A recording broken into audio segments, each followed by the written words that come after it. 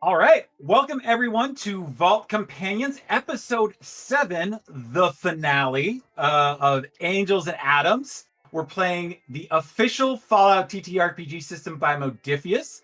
My name is Patrick. My pronouns are he, him. I will be your overseer for this last session, and I will throw it over to Val. Hi everyone, I'm Valiant Dorian. I use he, him, his pronouns. You can find me all on the internet, Valiant Dorian, or at also Spirit Bear. Please enjoy that lovely treasure I just set you on.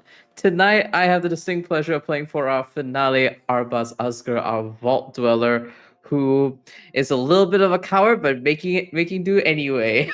Lena, go on ahead. Hello, I am Lena. My pronouns are she, her, and I will be playing Sierra, follower of the apocalypse and knower of caravan life things, and mom to Molly.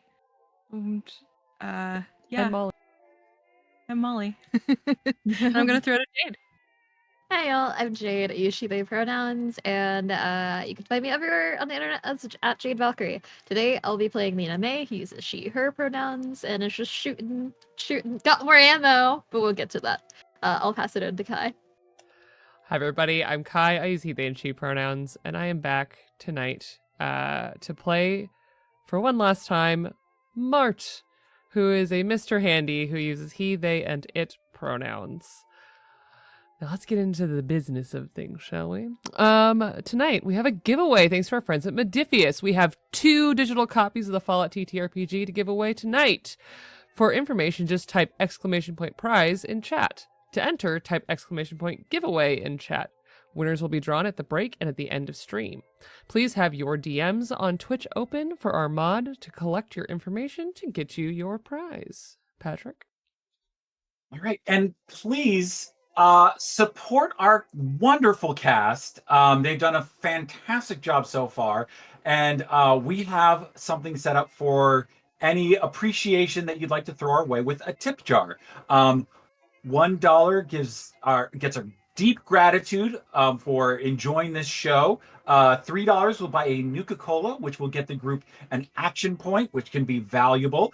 $5 will get a player a stroke of luck, which will get them back a luck point to use at a crucial moment. So, if you're interested in that, you can visit our Ko-Fi at ko-fi.com /Vault Companions, or click the link using !tip in chat. I'll throw it back over to Kai. Angels and Atoms is set in a destroyed apocalyptic wasteland with society in shambles. Please enjoy responsibly.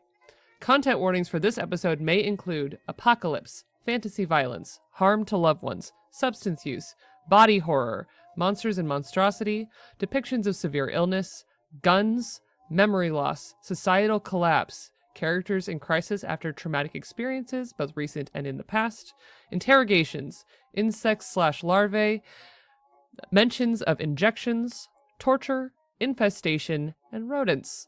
We encourage you to step away at any point if this content becomes not enjoyable for you. We are keeping each other safe at the table and want you to enjoy safely too. Use !CW in chat to review our content warnings at any time. And with that, happy finale, everyone. Patrick, All right. why don't you take us back to the wasteland? Last we left off, our heroes were surviving a wicked gunfight with a slew of raiders, freeing the town of Don Puente Town, and causing a little bit of collateral damage on the way, but that's in the past. With a grateful citizenry, the kind of adrenaline is wearing off, and they're realizing that perhaps they're in worse shape than they thought they were, as Arbaaz got some knocks, and Sierra is dutifully looking over the injuries, some rather serious ones, but they're off to the side as people are cleaning up. They're like set up by the saloon so that Sierra can dip in to get a bit of antiseptic alcohol, and they're diligently working away at the wounds. I think it was a leg wound and a chest wound, if I recall.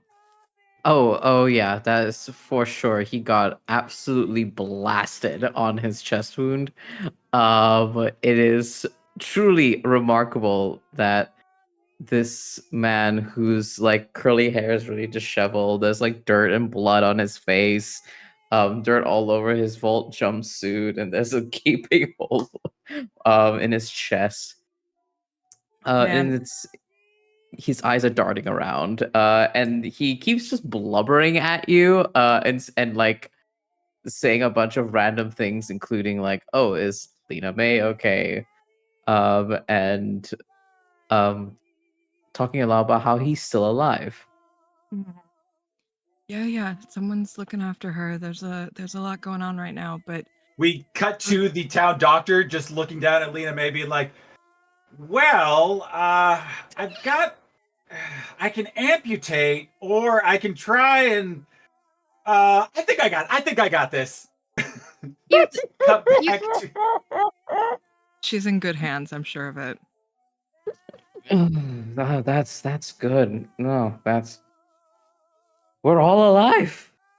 She's like the front of Boz is just like sticky with blood and dust, and like his vault suit has to be all like open, and like one leg of the vault suit is all jacked up, so she is gonna wrap the leg, and she's just like looking at this pretty gnarly plasma wound, I want to say it was. It was. I think it was a plasma wound. He got hit by a No. lot of different things, including a machete. So, Fuck, that's No, right. yeah, the chest wound was all machete. oh, think- fantastic! Sierra might actually be muttering like, "Oh my god, what did this to you?" Kind of trying to analyze what the injuries are while she's like cleaning her out and getting the alcohol rag up in there and all that stuff. Oh yeah, that was a machete. Yeah, they did not like me very, very much. And I do not blame them. I did incinerate their friend with Oh, that weapon that I showed you. Oh, they did not like me very, very much. You know, Sierra, I really thought that I would be more afraid. I When I left Vault 42, I thought, oh, dying sounds really painful. And knives and machetes and guns and energy weapons. Oh, that sounds very painful. I was very afraid of pain and dying of pain. And I realized that that's not that scary anymore. And there's like a wry little chuckle that comes out of his throat as you are applying this cloth on him, and he like winces a little bit. I remembered has done a stuff. couple of stitches as well while he was like not paying attention. Yes, super delirious. Mhm. This is a level of delirium nigh unseen by this man who's lived through so many concussions. And as you're like attending to him, and then he notices that needle, is like, "Oh, you're stitching me up." You probably don't want to watch. Most people No, don't. no. No, See, you're full of adrenaline right now, and you feel great. Tomorrow morning, you're gonna be sore, and yeah, but it hurts a lot less than you think to get really messed up. I'm discovering that. I remembered stuff actually when they were hacking into me. Very inconvenient time to be remembering things, let me tell you, but I remembered a bunch of stuff when that happened. Remember getting married. Oh shit, that would be a good thing to remember. No, it was not. I remembered how Oh, miserable no. the whole affair was. It was such a miserable affair. Uh, I felt not like myself. It felt like I was watching me from outside of me. But my mother was happy, so I think maybe I sat with it because of her. And then I remembered little moments in the lab with my lab mates, my coworkers, and I realized maybe getting hurt and hacked up and all is actually not that scary. And what's scarier is the fact that I am as old as I am and I've barely lived my own life.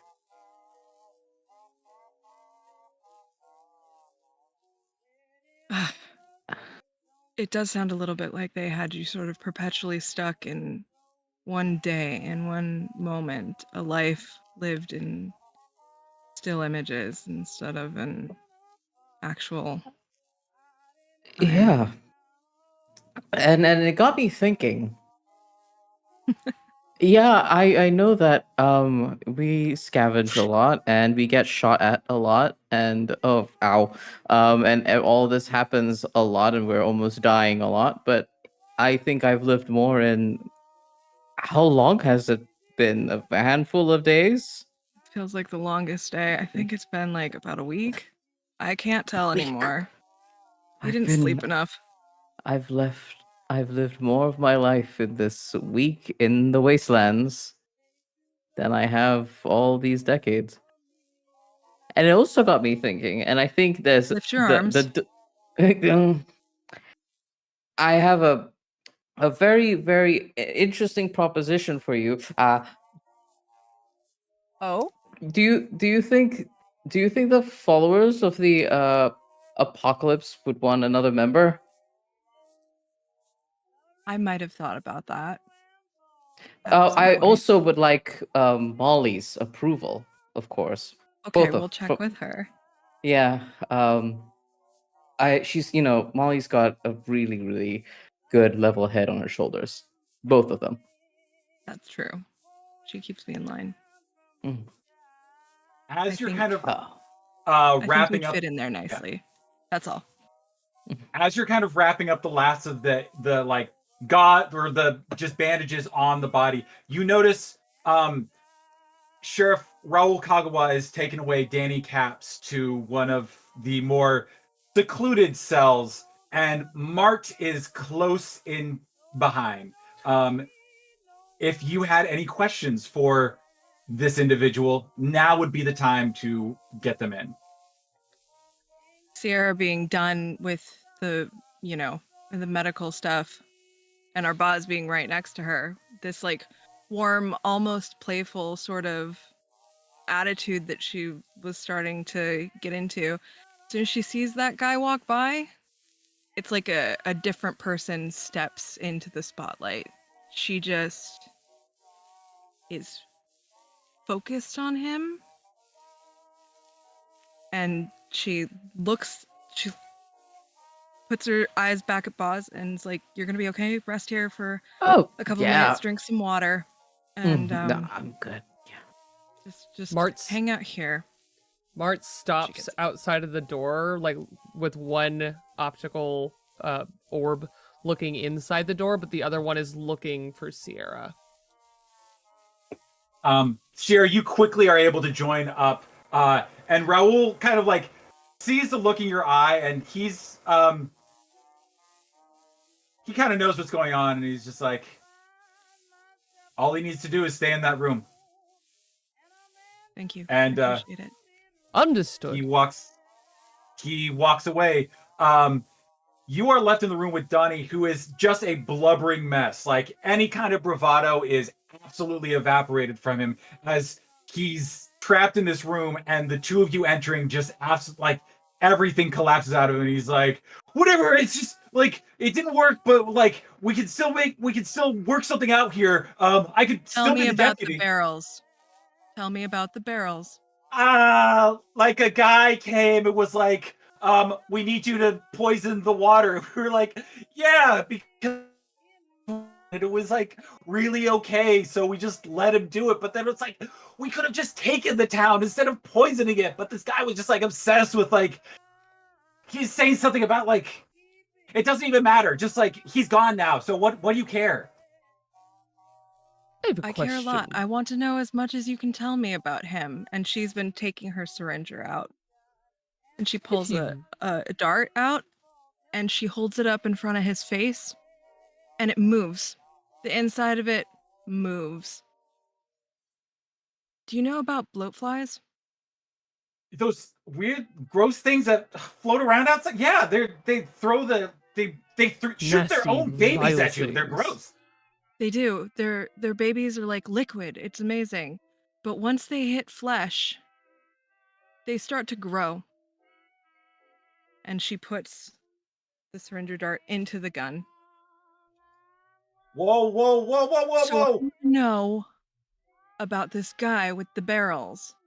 You don't need to know what I care. You need to know whether or not you're going to get shot in the eye or in the dick. Oh, okay. I know that he had all kinds of fancy stuff that he just like strolled in with, and like Where I didn't did he even. come from? He kept on saying that like they didn't appreciate him, and like they didn't see his vision, and I don't know what he was talking about because it was fucking nuts. And so I don't need that kind of pressure in my life. I just want to, rob people because I'm a bad guy who wants to have caps. Trust me when You're I say run away. municipal management is not a way for instant funding. Okay, I don't want a fly in my dick. So if you have a specific question, I will absolutely tell you. And like you guys are able to go back and forth. Is there anything that you want to know from him? Sierra wants to know like any sort of inclination of like where the guy could have come from, anything he might have given away. The same stuff she's been asking about these guys in general.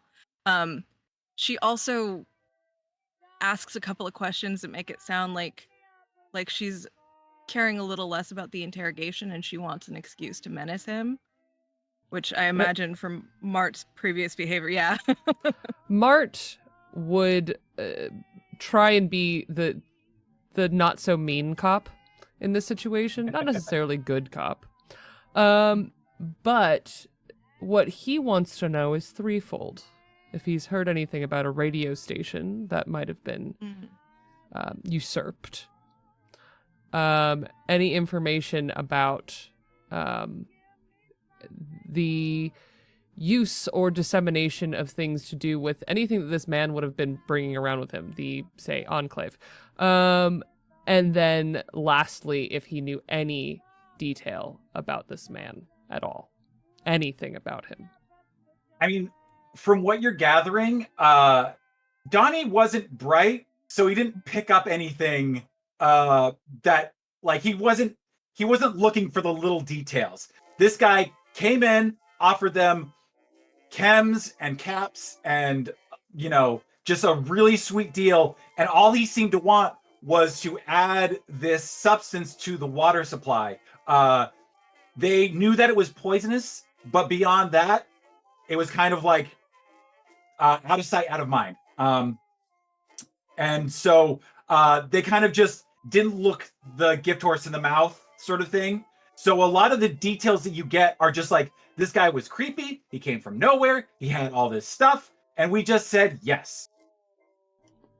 I think at some point in time, like Sierra is so unsatisfied with like it's not just him, like this poor bastard is the face of this whole thing.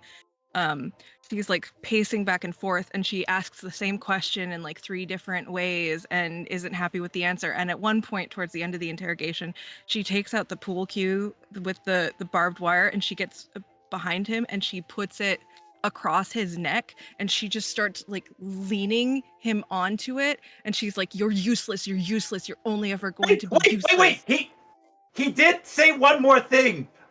He said he wanted it to how it was before, that things had gotten so stale, and I didn't know what he meant by it. He said things were getting back to how they used to be. I don't know what that means, I have a But- final question for you, oh astute man of the people. Yeah, If you anything don't you mind, want. Miss Sierra. Go for it. Did you ever get any inclination that this man was a ghoul or of any sort that could have pre-existed before the war? I mean, he knew some stuff about pre-war, but like, it was weird. Like he was reciting it at us, like scripture. It's hard to really. This guy was just weird. It's a hard thing to kind of pin down when someone's weird. You just know that they're weird. Fascinating. You being the one to say someone is weird. That's all I have for you. I'm going to, take my leave, Miss Sierra. Though I ask that you consider your actions. And then Mart just turns and leaves. She tightens the pool cue against his neck. I live in a place where information travels to. If I hear that you've stepped out of line ever again, I will become your nightmare. Do you understand me? Hey, I mean, I will settle down and start farming. I am now a farmer. You will no longer see me in the wasteland robbing people. I am now a farmer in the dirt farmer. I don't know how you farm, but I'm gonna figure it out. She lets him go. She puts the pool cue back in her bag. You exit out. I will find out. You exit out from there. Lena May and Boz.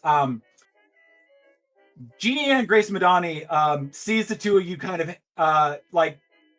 of rounds you up like, all right, you two kind of look a little out of sorts. I'm not trying to say anything bad, but I mean, they almost cut open like a pig on a spit, and they really just shot up full of holes. So maybe we want to give this place a once over, get some goods to make sure that don't happen again. Yeah. I need something not in machete range. I got my right arm armor. I just bought it too, which is really annoying. But so if we could find one of those and some more ammo, that'd be pretty nice. Oh yeah. You gotta kick yourself out for this wasteland, or else it'll just be the death of you. So you know what, Boz? I noticed that you were rocking that fancy doodad, and it's great, but it only exploded one head, and then they were kind of up in your face. Yeah, they sure were. I can't really help you with anything else because I'm just a laser gal. So and she hands you a laser pistol. She's like, I've been fiddling on this thing for a while now. So just point the shooty end at the bad person and pull the trigger thing until they stop. Yeah. You got that? Understood. I can do that. I actually, this feels way safer now. And he does hold it with a bit more confidence as he kind of like looks it over.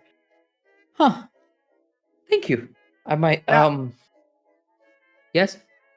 Now I'm just gonna say, Lena May. Let's make sure you're all up and running too, because out of all of these guys, you seem to be the one that can shoot people. It's okay. I take no offense to that. It is right. Yeah, because you're like a wet napkin out there. I'm real sorry about that. It's yeah, no, no offense taken. I mean, I can't lockpick for anything, so I feel like we all have something that we contribute. I just watched a lot of action movies, and it seems that it's stuck. So you go off through the town, stopping multiple places, picking up armor, picking up like food and other necessities to kind of get things going. And then Jeannie and Grace Madani leads you all and kind of corrals you all into her workshop to give you your last bits of things. Sierra, she hands you like a box full of like just what kind of looks like garbage. It's like, hey, I'm real bad with some of the bits and bobbins, but see what you can do, work yourself out of this. Maybe you can find something that's useful. Now I'm gonna need to circle up here and get the wagons going because we got ourselves a job, and it's a bit of a doozy. Sierra turns into a crafting flurry. She takes the stuff. She like hauls her armor off, and she's working on her armor. Here, let she's me help just you with like, that. thank you.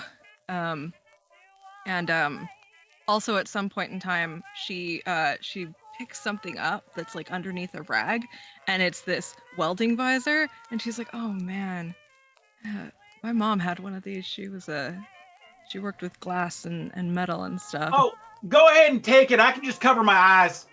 That seems ill-advised. You sure? Yeah, thing just gets in the way. I just cover my eyes and everything, usually works out fine. Dr. You know what? I'll Madoni, give it if back you don't to you. mind, I'll live and I'll give it back I to would you. much prefer that you retain your optical senses. Oh, it's, you see spots for a little bit and like, you just gotta, and then it's like pretty much gone. So like, Is that why this was dusty and under a rag? Because you just yeah, don't... Yeah. I kind of It's very forgot about it. concerning. So honestly, you finding it, it's kind of finders keepers. Sure. Thank Whatever you you don't use, Miss Sierra, I'm going to just dabble with you if you don't mind. Come on in. So you get in and Trent walks in behind and is like, all right, so you're all here. So we have particulars about the thing that we're doing that we need to worry about. In order to get this thing running, we need to get to back of house and get the reactors back online because without power, we're kind of sunk. So we're going to have to cut through. In front of the studio is an amusement park. Back in the day, you'd bring your family, you'd see like the wonders of the movies at Interstellar Studio. And like, you'd get to see like, Buddy the Beaver is in a suit and he's walking around and you get to take Oh, your picture with Buddy. him. It was a whole to-do. Anyways, I wish we're they gonna hadn't have used a to cut through protectratron for that. yeah, they swapped out a lot of the actors with robots. Mixed success. I'm not gonna try and validate one way or the other. It was mixed. It was demeaning. Yeah. But the thing is, we're gonna want to get to the back of park real fast because whatever's there, it don't like when you walk in the front door. So, we're gonna be moving. We're gonna be moving. We gotta get to the back. We're gonna try and go through the tram ride, because that will bring us around through the back of the park to where the reactors are. We can kick those on. And Jeannie and Grace Madani speaks up. It's like, yeah, I'm gonna be trying to facilitate everything from my end, but I mean, any of y'all that can help me would be appreciated. But I don't know if y'all know about wavelengths and focal points. It's a lot. It's a lot to try and get through. So if you can, I might need your help through the park, getting the facilities running again. Because otherwise, I'm gonna have to run around just putting my finger in the dam, if you know what I mean. The wonderful news is we have a body engineer, a doctor, and an audio engineer, and myself. Well, that's a bit of my makeup. Yeah, that's going to be a real help. So I'm going to, whatever you can do to get in the park and just get systems up and running again. I know it's not going to be easy, but also if you're running around in there, whatever's there ain't going to be looking at me. It's going to be looking at you. And I know that's not real nice, but if I die, this thing ends. And if one of you die, I'm going to be real sad. And I'm gonna say some real nice words. I promise. But yeah, all best you can do in the wasteland. But we should really get a move on because we're just burning daylight at this point. Yes, I think a bit of regrouping and re-equipping, and I think we'll be quite sorted. I do need to get some water that is not infected by a deteriorative virus. But other than that, Trent, just like one, he's like, all right, is there any questions before we get there? A lot of this is theory that I'm having to explain to you with your imagination, but if everything kind of fits into place, then we should be okay. Just, we just need to turn on the machine, fix it up, and then bingo bongo, we're in business. You want to help us? Go find us bobby pins. Oh, Yes, yeah. please. to better achieve our bingo bongo, do we propose perhaps setting up some sort of guard or guardianship over the doctor as she works her wonders? Like somebody always to be with her? Yes. Should I go? Something to consider, I believe, as we think through things. That's all. Lena May is good at killing people. Yeah, but I have And the I'm big good gun, at keeping people so secret. if I have the big gun, maybe I should be with a big monster? I'd be Yeah, curious to find out what I- this monster is. I do think that maybe we should assess once we get there. We'll be able to have a better plan. I have accompanied Yeah. the doctor before. I'm happy to do that now. And this time, I have a weapon that doesn't require me to be within melee range. Also, perhaps Yeah, some, one of these days we need to do a training montage. Or shooting or just a training. for Buzz. I doubt that they had a lot of the shooting, and from what I Oh, gathered so no. far with the vault that you're in, so absolutely not. Only working with biological matter in the lab. They may have had But a that training does mean that my montage, hands but are you might quite not remember. dexterous. Oh, hey, Buzz. Have you ever, this is a little bit of an awkward question, sorry. Have you ever Okay. checked to see if, you have one of those body modification things you guys make in the Huh? lab? Huh? You said, when we were talking about what you did in the lab in your vault, you said something about, like body modifications that make people, Oh yeah, stronger to help and make stuff. folks. Yeah. Yeah, do you know if you have ever volunteered for that? Would you know? The color has changed from Arbaaz's face. That would be fascinating. I have not thought to check, actually. maybe that's why you're so Yeah. smart. Sierra, I will allow you to make a medicine perception check. This is Ooh. terrifying. Also, while this whole conversation's been going on, Mart has a welder. He's taken a bunch of junk and laid it out strategically on the table while he's totally got one optic sensor pointed at the conversation and his vocator is pointed that way, but the rest of him is working over here. Yo. I got a 1 and a 2. Yes. What was the breakdown? So a 2 is part of your tag skill. So congratulations, that's 2 successes. A 1 is a critical success. So that's 4 successes. So go ahead and add. Actually, the difficulty was actually incredibly high. You actually hit it. So you do a quick examination of Boz, and you're kind of what you're looking at is any abnormalities medicine wise, because you've treated people before and you're looking for just things that are out of place. And you remember back when you were fixing the chest wound, that there was kind of the aorta was just kind of a little bit enlarged, and you just didn't think of anything of it. You just thought He's nervous. He has a heart problem. There's a myriad of reasons for an enlarged that area of the body, and you kind of dismissed it. But if there is something in that portion of the body, it's possible that it is working congruently with his own mechanics. Boz, I would like you to permanently add 1 to your Constitution. Woo! I love that for me. Wild. That is wonderful. You can't.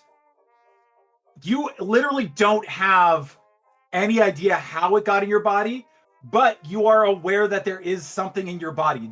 There is a point in time where that vault put something inside of you.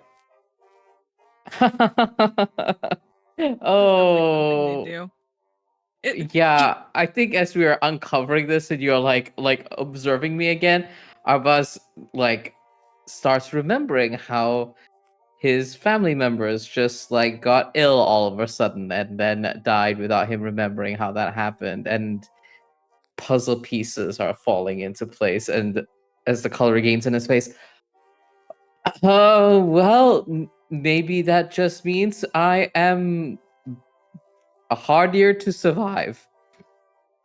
That is how Yeah. I'm choosing to take this. I mean, you seem like you're okay. It doesn't seem infected, and it seems like it's been there for a while. If I'm right, just like taps over where it is, and there's like that that I'm tapping on your biology sound, that like hollow sound. Whatever.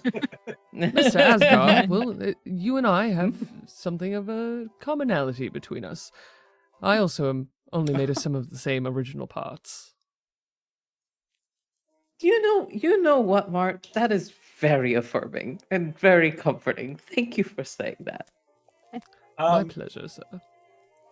You all get to various things. Mart, you're still like working away in the workshop. Jeannie Ann is helping you out wherever they can. But their specialty is really just lasers. So every once in a while, she can do laser good.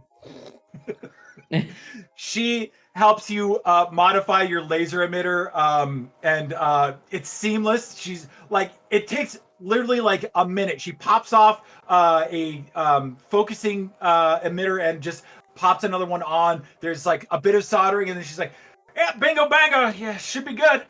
Just remarkable. make sure. Yeah, just make sure you don't run through too much power through the aperture here, or else you'll start burning the lens, and that's just a son of a bitch to get out. So, well, the good news is, hopefully, I won't have to do that. The other thing, though, is if we encounter anyone else like we did this last time, I'll actually be able to shoot them. Thank you. Yeah, you can sure take a hit good, but that's about it. It's all right. And I've so, found a new affinity for fire. you continue working away in the workshop. Boz,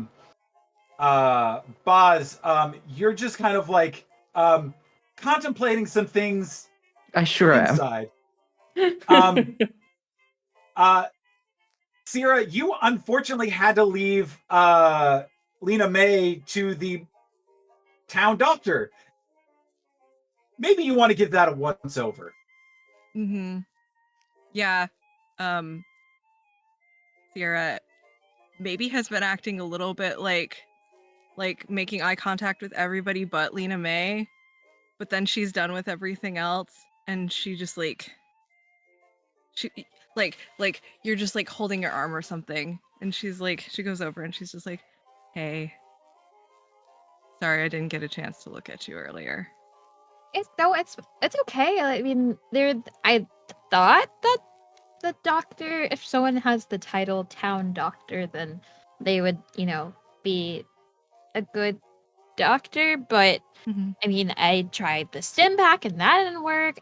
They did a little something, and it still is like, it's just not like, I don't know. I feel like my arm shouldn't be able to like go this way, and then it kind of like, she moves her right arm a little bit, and like it just overextends a little bit too much. Don't do that. Here. Oh, here. yeah. And Sierra, she'll start looking her over. yeah, you're looking her over. And again, all these peculiarities are rising up. Like, not only is like anatomically things are just perfectly in place, but like even as you look on Lena May's face, like at no point in time did she apply any kind of, rouge or anything to her cheeks, and yet they seem to have like the perfect amount of color for really being like in an advertisement pre-war. Mhm. There's just a perfection to the complexion that is just hard to achieve. Like Marge gave you her special formula. She shared it with you for her lipstick, and you're looking at Lena's lip coloring, and you're just like, there's usually just some. It's not uniform, and yet it's you're Mhm. seeing a uniformity that is just like bizarre.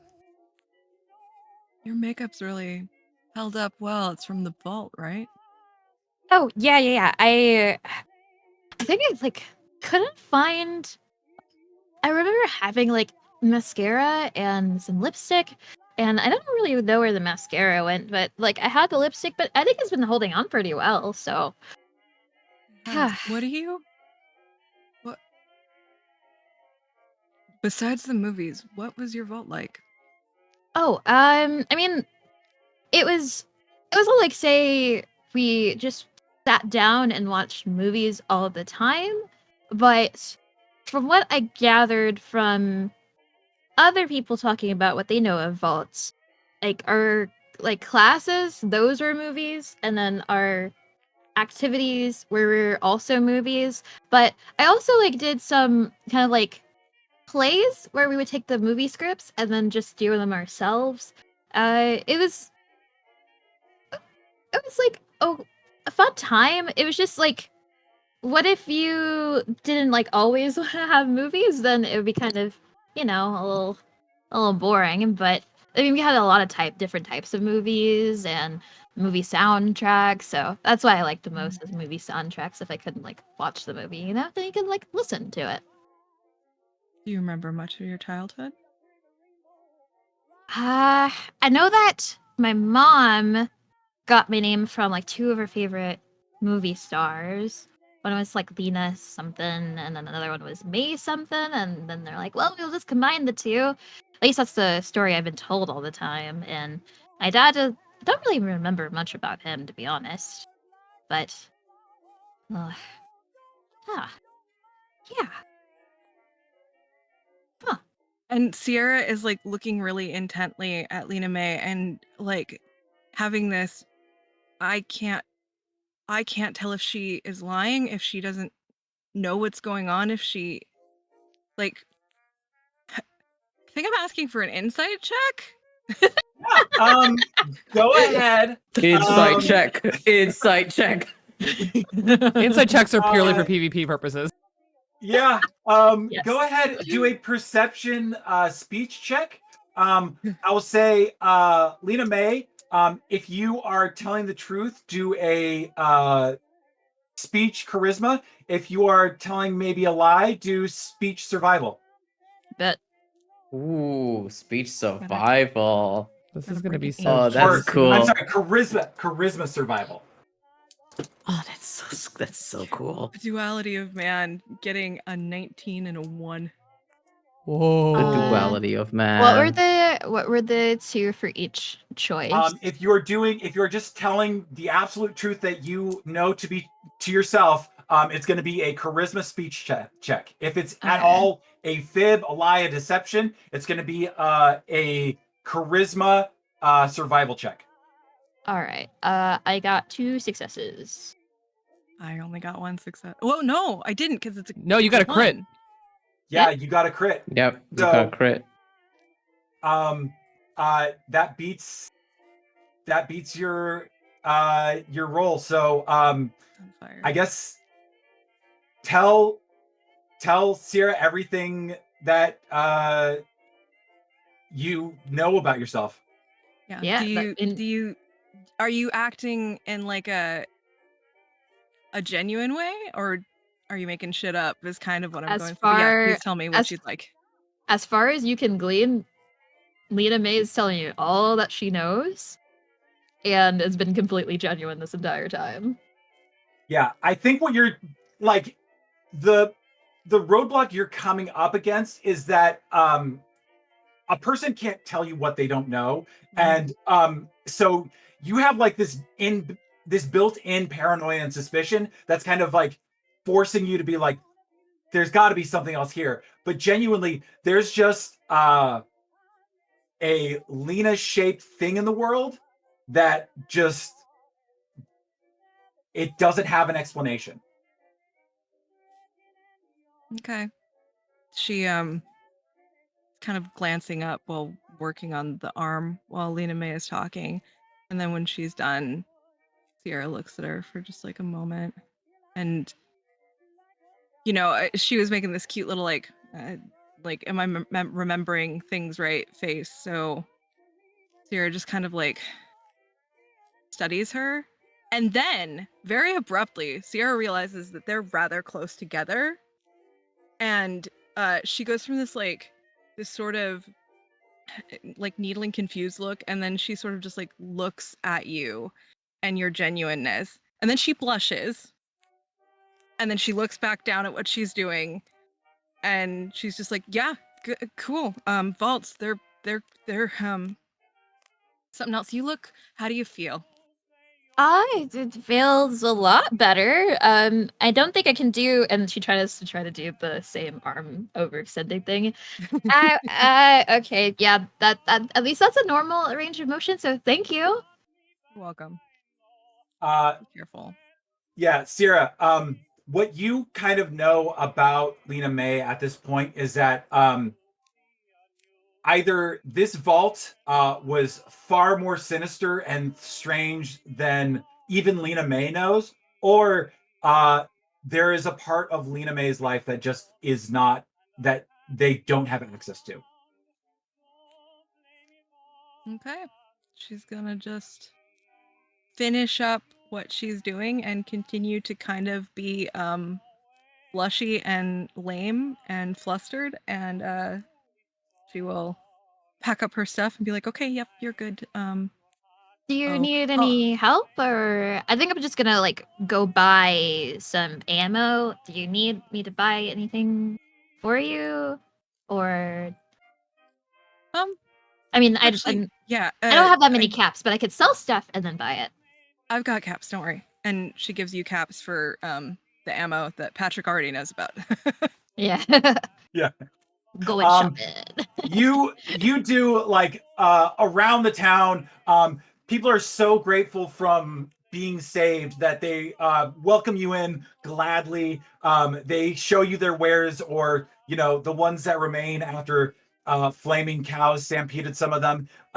And you have like a time getting everything ready, and you kind of wrap up your day. And like as stars start to twinkle in the sky, it's kind of like, okay, let's rest up and then get off for adventure tomorrow. Sounds good. We'll have like food items that have been scrounged up from various places, so we're able to eat. Yes. Junky food, but it's okay. Yeah. I love food. Yeah. Oh, yippee! Mart spends so much of that time when he's not shopping, continuing to work on whatever this strange thing that they've been working on is. But I think that because they don't really need to sleep, they just work on it after the shopping. Oh, shopping was very important. Eventually, Jean Ann Grace Madani just like kind of falls over at her workbench, trying to help you out, but just is a human and falls asleep. And you are able to finish kind of privately on your own, just because there's no one else around you. The town kind of like has its mild celebrations, but that's kind of over towards this town center. The night dwindles, and people like have their replenishment, like they eat, they have a bit of water, if like whatever they can scrounge up, and then morning. everyone, like, Trent is first one, like, all right, let's get this show on the road. We got a bit of a journey ahead of us. Good morning, everyone. Mhm. Oh, Anyone like morning. some tea? Tea, I'm okay. Tea? please. Sure. The site that greets you is Mart, with their Mr. Handy exterior armor, but a lot of like sharp plating has been welded around the And it's exterior. all polished just to be Yes. extra. That's why it took so long. Did you do Wow. something different to your outfit?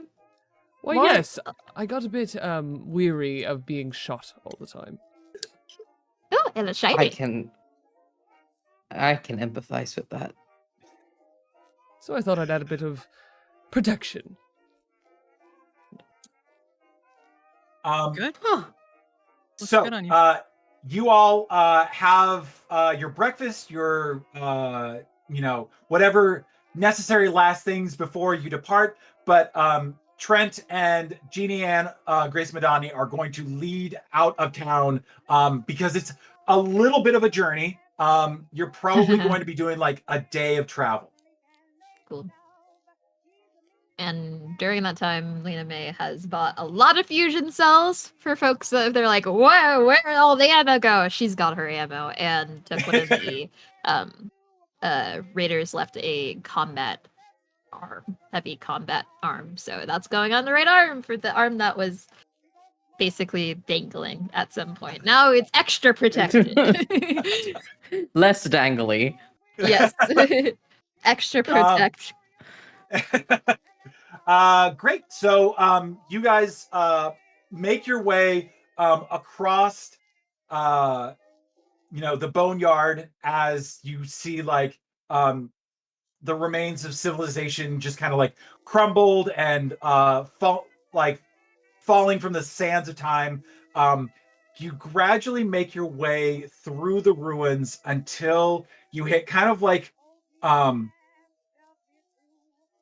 closer to like the old city. You can see like some of the towering buildings that were obliterated in the blast.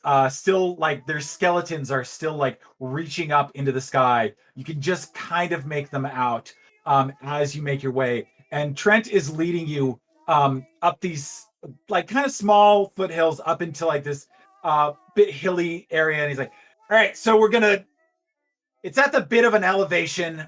We just gotta get through kind of like the exterior ruins, and then we're gonna hit it. You'll know it when we get there.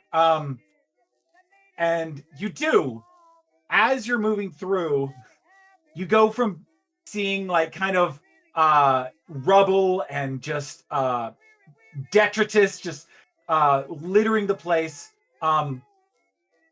Suddenly and remarkably, things are in good shape, like repaired and like architecturally sound, and they don't look brand new. What they look like is someone spent an incredible amount of time and dedication reassembling these buildings to a form that matches something from before. Trent. Mr. Glow. Yeah. Yes. This facility. The monster didn't do all this care. I mean, I don't know who did all this. Again, I haven't been here. I can only go on what little things I've gotten through, word of mouth. It looks like a photograph from before. Yeah, I mean, Mart, you've been to the studio, so Yes. You recognize some of this stuff, right? Yes, Is it but too much to hope that the monster is no longer here and that maybe someone who cares about movies maintain the upkeep? Oh, what if it's somebody from my vault? But I don't remember if anybody else left. Oh, yeah, sure. That's just my luck, is that I have prepped this entire thing for the span of a decade, and now it's kaput. That would be just perfect. My This is your actual first time here, but you've been planning it for a decade? I'm gonna tell you a little something. I'm very squishy, and anything that's threatening can probably kill me. And so do I believe don't want to that. give it the chance. Yeah, that's fair. I believe you. I'm more puzzling over the. I'm a fine groundskeeper. This is not just fine work. This is something done with care and time. Do you think that the Enclave, and she kind of like stage whispers Enclave, um, you think that they could have? Because they had a lot of stuff for the radio station before, so if anyone's gonna be able to do that, I feel like it might be them. That'd Is make it- it a lot scarier. Take my scope out and see if I can use it to help. Are they houses? Are they shops? Are they like everything? From what you can kind of piece together from your like kind of reading through history, you didn't read a lot of history. You read medical textbooks, but Yeah. history was available to you. And from what you're seeing kind of like what would be commerce. Like you're seeing Oh. shops, you're seeing a lot of like high-end, flashy kind of storefronts that are a lot of pomp and circumstance. Feels I'm- like the kind of place where people who always show up in fresh suits might want to hang out. I'm going to Huh. Oh. waylay any judgment for the time being. But it certainly isn't what I expected. You make your way through these shops. You can kind of barely see like iconography everywhere. And from what you can see, it's kind of like the Citadel hike experience. You're just seeing like a lot of like these empty storefronts that are like being brought back to life. And it all culminates in this giant metal like framework that looks like a sphere of some kind. It's marking out like different constellations on it, and a rocket kind of encircles it. But it's this giant sphere that's like, I want to say like 3 stories in height. It's huge. It's a monumental thing. A truly like literal monumental thing. And Trent points over to it and he's like, all right, do you see those 3 towers on the side of that that big old globe?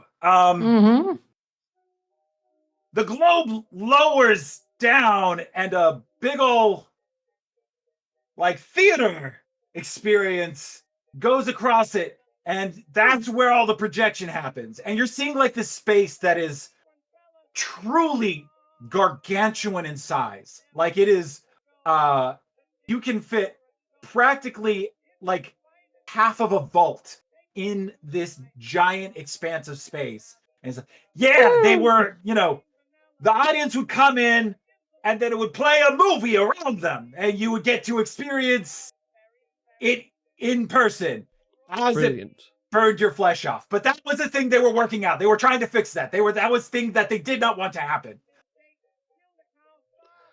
I think my first Avoid- concern is Avoid projection for skin melting off. Got it. They're horrible. They're experiencing the joy of movies, but not their flesh.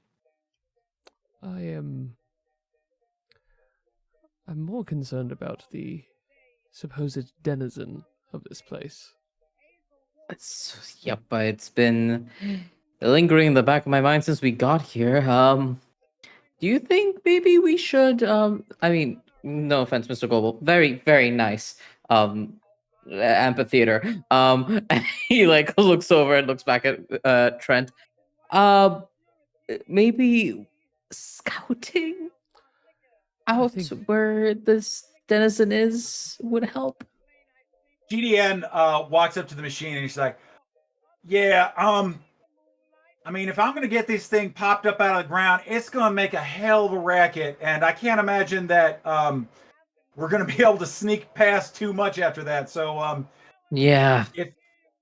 if you want to make your little tiptoe inside, you can go ahead and do that. But once I kick this thing on, I think we're going." Yep. Hold on kicking it and getting it going. I would rather us not be surprised by whatever is here. As Arbaaz is talking, that oh. strange softening of air begins to surround everyone as that stealth field device that Mart just has begins to activate. So yeah, we're all in a stealth field if you're walking close to me. Hell yeah. Hell yeah. Hell yeah. So here's a fun thing. So Sierra thinks that we're going to be dealing with a death claw. I don't know if that's going to be true or not. So from the stories, the fish stories, right, that her dad used to tell from his adventures, that's why she knows about death claws and why they look kind of awful. Okay, what I'm looking for is, can she glean where a death claw might be hiding, where it might favor? Obviously, there's not like a rock quarry, a convenient rock quarry, but just digging into the history and the lore and stuff like that, can she get any useful information about death claws? Give me an intelligence survival check as you try and like plumb the depths of what you know. I believe in you. While she's doing that, also, Mart would want to be looking for anything that he knows to be out of place or unusual. Go ahead, perception survival. Yeah. We have one success. This is just like a general Fallout lore question. Did people know about death claws before the war? Like, was it Not public before- knowledge? No, they wouldn't. That was a top secret kind secret. of, yeah. Gotcha. Okay. In case she would not know anything, because there was no movies made about something that was top secret, unless. Mart, what was your success? 2 successes. Okay, and Sierra, what was your success? 1 success. I'll start with Sierra. It's hard for you to tell because you have like some photographs that you kind of recall. There's a little bit of amusement park information. I think the best you can kind of glean is that there is an area of that was definitely like the behind the scenes stuff, the back of house stuff that you can kind of recall, but you don't think that death claws would necessarily inhabit that area. It's hard to tell. Okay. Mart, things are very, very immaculately put back in place in a way that is, you have memories that are just recorded. The image is recorded. And if you overlaid those 2 images on top of each other, they would be close to identical. Well, it's hard to tell where there would be a monster, given that this place hasn't changed in hundreds of years. Well, it might be a little corner that it might be hiding in. I think we're I going still, to take Mr. Global's advice and at least acknowledge that it's likely inside where the track goes, where they used to take the rowdy tourists when we were trying to make films. Sure. Yeah, if you'd all like to make a group stealth check to try and make your way in. Absolutely. Yes. Ooh. Remember, I would need to love reroll to. 1. You're at 4 AP, I believe. Something like that. Believes- And you right. get believe so. 1 free reroll from me. Carafini. Nice. So this is what skills to stealth, my friend? It's going to be Agility agility sneak? stealth. Yes, agility Ooh. check. Still. Wonderful. All right. I got 1 success. 2 successes. Why am I like this? Oh, Oh, for no. fuck's sake. I'm gonna, with my rerolls still, use a luck point. That's Okay. rough, buddy. At least they're refunded because end of the mission. So Yeah. I forgot that I was allowed to reroll that quickly. Yeah, God. here we go. 1 2 success. successes. Yeah, yippee. we average out. That might be the first stealth roll I've actually Project. succeeded on in this entire It is. campaign. Oh no. We love that. We Uh, love that. You all carefully make your way inside. You follow this like embedded steel track that kind of leads from the amphitheater through the like enormous alabaster archway leading into this old pre-war studio. The title Interstellar is emblazoned over the top, but it's been recreated, though you can see that like the letters themselves have experienced like the wear of time, and there's a bit of rust to them, but they are put back in place exactly where they would have been. As you're making your way inside, you like walk through on this concrete that is like cracked but still preserved amongst like these storefronts that line either side of you. And you're walking in and you're seeing more iconography of various things. Lena May, you would start to notice things that are very specific to movies. Like you can see like there's like a frame from one of your favorite cowboy movies where like the famous shootout between like the white hat and the black hat, like between like two horse like on horseback. You can see Buddy the Beaver, which was an animated character that they used to promote like a lot of their features pre the movie, like before things actually kicked off. And you're seeing like all kinds of different like cinema, just heart and love in this place dedicated to kind of like being of the movies. And as you're kind of lost in this experience, you gradually hear a sound of metal on metal scraping, growing louder very quickly. It is a sound of heavy, like metal just really scraping along the surface, definitely sparking as it goes.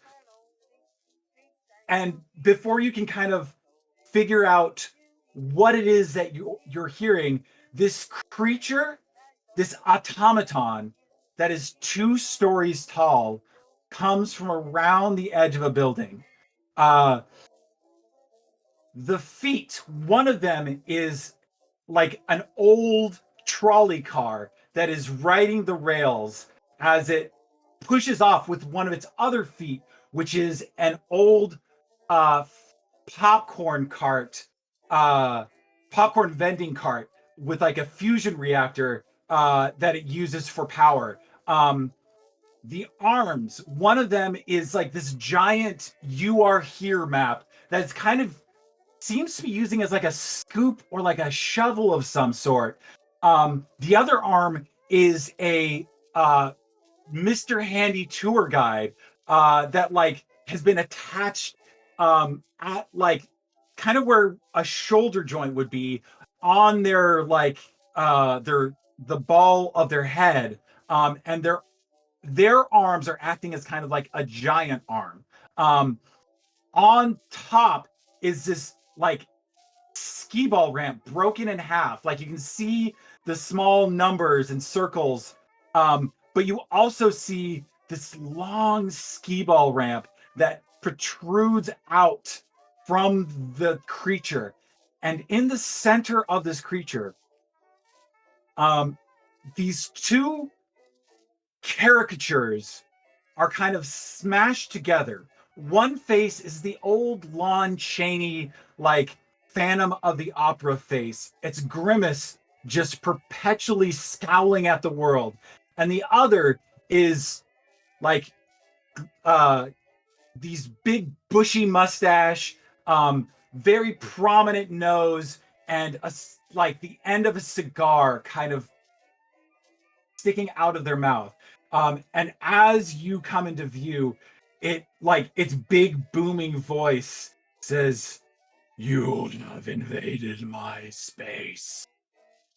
This is a monument to the avarice, to the deception of man." And the other face on the torso pipes up with this electronic voice, is like, "A monument to the deception and avarice? I was looking for a monument to Reuben on Ride." Gawk, gawk, gawk, gawk. And this thing lurches towards you and says, "You can see the folly of man, but you will never leave. This must be preserved." Oh no. We love it. We want to preserve it. Great. It's great. She As practically you worships movies. Yeah, I do. As you A big say fan. that, Run away. as you say that, Trent is going to be like, "We should have probably been running by now." Run. Yeah, And we should do that. hold on. Before you get a chance, the skee ball ramp, you can hear like the internal gears, like, and a projectile is fired from the skee ball ramp. Let me. Uh-oh. This is all fine. Uh-oh. Never could have seen this coming. It's not a death claw, that's what I'm saying. I mean, Yeah, I I'll guess take it. it's not a death claw, but at what cost?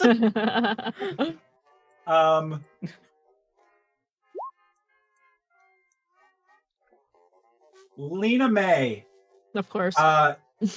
you feel the impact of this this projectile hit you in the left arm, as you take 3 physical damage, and it's breaking, and so 1 of your physical damage resistance is reduced. Okay, so since I have 2 on the left arm, so then I'll just be but since it's 1 reduced, then I'll just be taking 2 damage total, Yes. right? Okay. Yes. As this thing hits you, and you feel the impact as it, like, you've actually had the experience of being shot before. This is not that. Yeah. This is you being hit by a large, fast-moving projectile that shatters on impact. Big Iron, we're in for it now.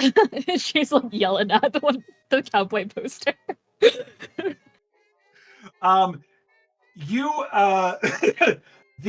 C, your engineer, buzzes with like what can only be described as fear as it shakes in its little propulsion, and immediately it flies off into the park, away from this creature.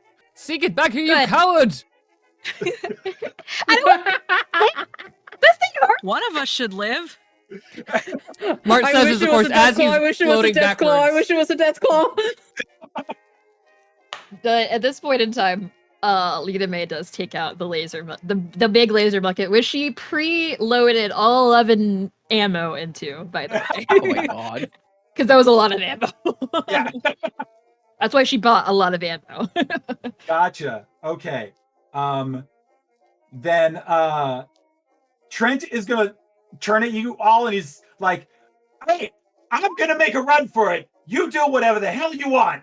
And he is going to make a run for the straight for the back of the park.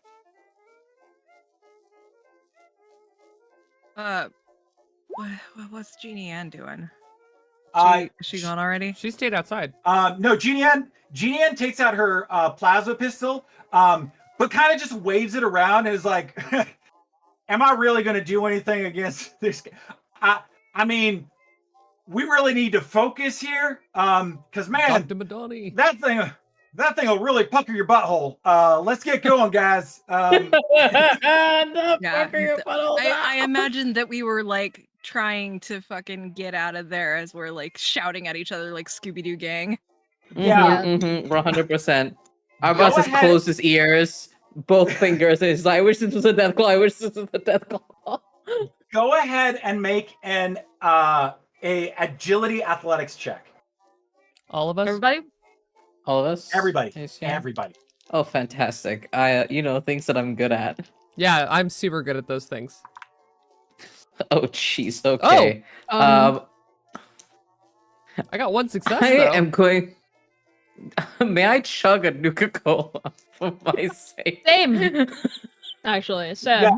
Yes, absolutely. Fantastic. I'm going to chug a Nuka Cola and have 3 dice because I need cautious nature to help me out here. yeah, it's As Fuck you are- me. Yeah, as you are making your run for the back of the park, something in your mind just like, you need just whatever you can get, and you pull that Nuka Cola out of your bag, pop the cap, just chug it on the run.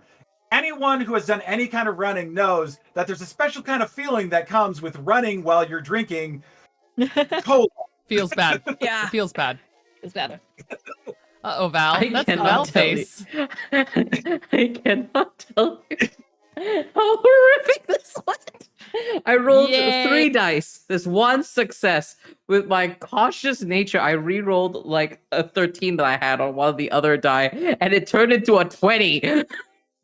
No. I will All say- right. Can I say something that I wanted to do while we were Yeah. running before Yeah. the consequences of this roll? Because Absolutely. I did say that Lena May has the laser musket out. She is running, but if there is a scenario, like basically she's looking and see if there was an opening somewhere in terms of like trying to slow this thing down if it's trying to chase us at any capacity. Yeah. Basically making sure that I we mean, can get out of here.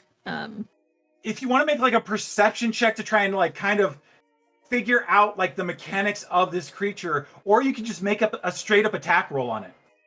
I think that they're gonna be a little bit more strategic with this one and see if there's any like good, I guess, tactics to go with this. For flavor reasons, this is because of I really can't think of a synonym for Transformers. I'm sorry, guys, I failed you. But there's like 12 Transformers movies, so you know. Yeah. Let's see Or here. more. I love an I'm IP. gonna use a luck point real quick. Gotcha. Oh, woo! Okay, so that is and then you said for perception, what now? If you're trying to piece together this machine, it's going to be perception science. Perception science. Oof. Okay, but I still got a crit. So that there's one Okay. that is one is a crit. But I was just like, Okay. if it's a tag skill, that'd be cool. But yeah, no, I'll just take a 1. Oh darn. Yeah. Okay. I'm gonna go ahead and roll something real quick. Yep. No, that's fine. I know. I understand. Fair enough. Fair enough. Fair enough. I understand. mean, Val, Yeah, I know. fix your dice, I man. know. I know. I know. I know. I know. I'm aware. I'm aware. Every time. But Maybe you just burp really big. they said not cautious enough. Oh, you're gonna re-roll me? Here's a critical failure. Double down.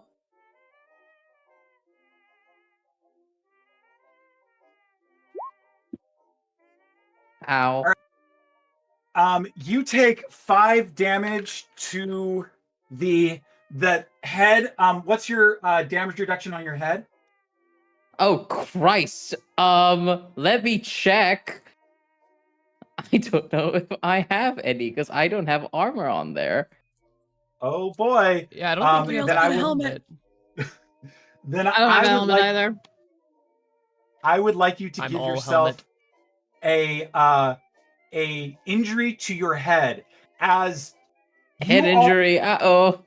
you Again. all break in various directions. Or not like you're following kind of Trent, but you're kind of like running in chaos. Like you have no idea where you're going. You're kind of everything is brand new as you're running through. And as you're running, Boz, you hear this thing on your tail. And you check back to see the trolley as it speeds up, and you actually see it as it hits you. Like it straight runs you down and throws you Like Looney Tunes like flattens me. it straight up throws you like a good distance as you realize that this thing uses these rails around the park, and the speed at which it can travel on these rails hits you, and just you fly and sprawl on the ground. You go prone and you get a head injury from just the impact of it as things blur. You have a moment where your brain just like swims. Is there something that your brain like that you kind of like your brain drifts to? Hey, right, so the GM, give me a memory I've forgotten. You call back Sam leaning with you, saying, all right, we're not sure on this. This is a very dangerous procedure. And you can feel the inner fear that you felt in that moment kind of like bubble up within you, but then you hear your own voice kind of stammer and see your vision bob up and down in the affirmative. It's possible that you were instrumental in installing this modification on yourself. Oh, what a deeply unpleasant memory to have. And then you're back. You're tasting pavement as your face is just smashed into the ground. All right. And Sarah's then gonna turn around to pull her combat rifle out and just be like, "Fuck!" Lena May, you see Boz just eat it as it gets hit by absolutely eat it. Yeah, you absolutely eat it, and you are forced to kind of like quickly come to terms with things. Hold on. Things you're Lena May, making. you see this, and you get a firing position immediately and take up aim, and you fire at this thing. Go ahead and give me what was your roll on that? Oh, let me see. Oh, because I did the like survival thing, but I could roll to hit, it said, or if we want to use the same numbers. No, go ahead Okay. and give me a survival. Give me a perception energy weapon roll as you kind of like take a wild shot on this thing. I'm gonna say your damage might be minimized just a little bit because you're kind of hitting this thing as a probing attack. Cool. I got 2 ones. Oh, let's Jesus. fucking go. It Save continues. my It continues. life. Jade. Lena Yeah, it was May, If I was playing a different my system- hero. But see, the thing is that this has actually happened in a campaign of D&D where I didn't hit anything for 3 episodes. So, I guess Carl, So in this case... I get all the payback. Okay, I gotcha. Oh boy. Like Arbaaz gets flattened. Sierra spins around, takes out her combat rifle, and then out of the corner of her eye, she just sees the sunlight hitting Lena May as she has this like musket rifle. It's like slow motion Bruckheimer view, like. Ow, bow, bow, bow, bow. Yeah. Lena May, go ahead, roll your damage roll it with 4 extra combat dice. All right. And We're tell in me- for some a doozy. I'm with you.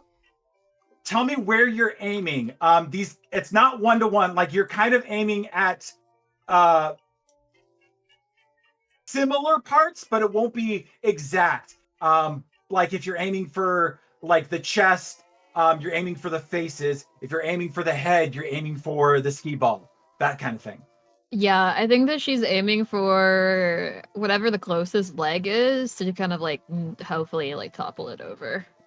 Yeah, gotcha. Go ahead. I'll say that you aim for the popcorn cart as it like pushes itself along like a skateboard. Okay. Wild. All right, Jade, I am with you with the dice. All right, because there are 13 of these things. Yep, Because I'm it's ready. 11. Jesus Christ, are you serious? Yeah. 'Cause I I'm ready. leveled- I Is this leveled a up- I'm bear so girl? sorry, Patrick.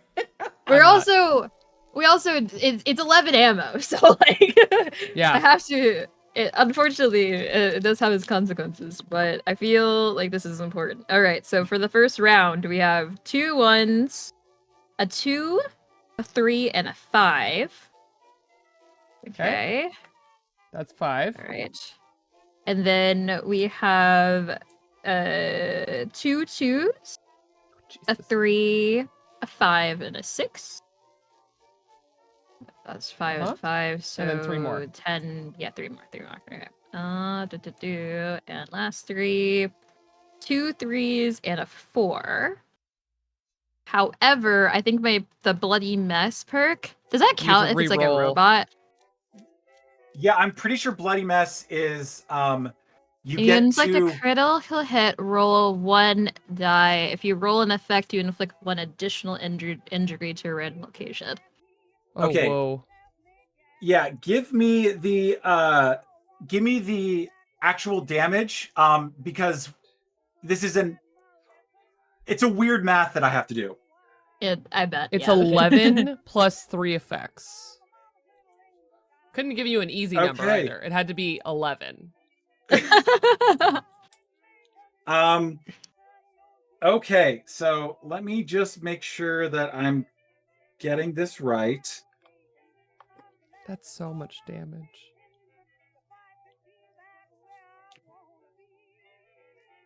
Lena May really Okay. said, "You hurt Arbaaz. How dare you Yeah. hurt the sunshine? I'm gonna nuke you."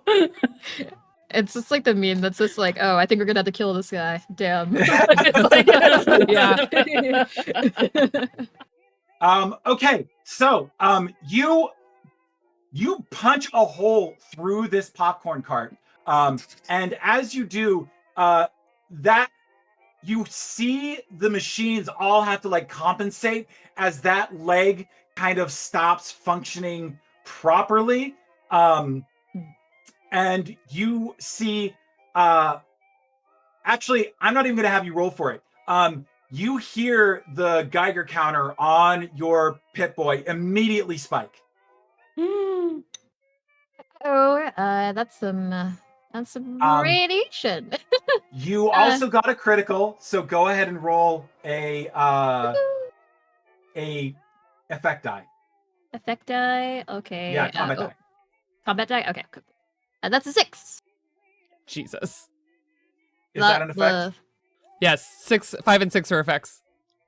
Okay, Uh-oh. go ahead and roll a hit location. Hit location. All right. Let's do the big one, the big D20. Oh, that was a 20. So glad that was just for a location. So yeah, right leg. Yeah. So you unfortunately you At the just same do time. an incredible amount of damage to this popcorn cart, this vendor cart, and it just like you can see that it is it's still functioning in a way, but it's very like it's struggling to maintain its mechanical functions, and that will kind of be your turn as you all help Boz get to their feet, and Trent like waves you on and is like, okay, we can move now, right? Yes, you run first. and he's going to make a beeline for the back kind of right-hand corner of the park. He's passing by like a big theater with like children's like a play equipment out beyond it. There's like a small carnival-esque little area, like a little alleyway that you can pass through, and he moves past all of that, heading all the way to the back right of the park, being like, come on, we gotta get to the train ride. Just We're follow behind you. Whatever he's doing, I don't have a better plan. I really need to stop getting head trauma.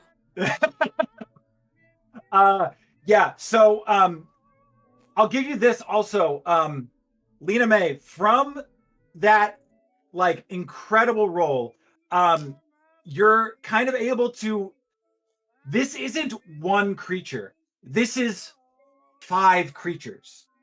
Oh. Interesting.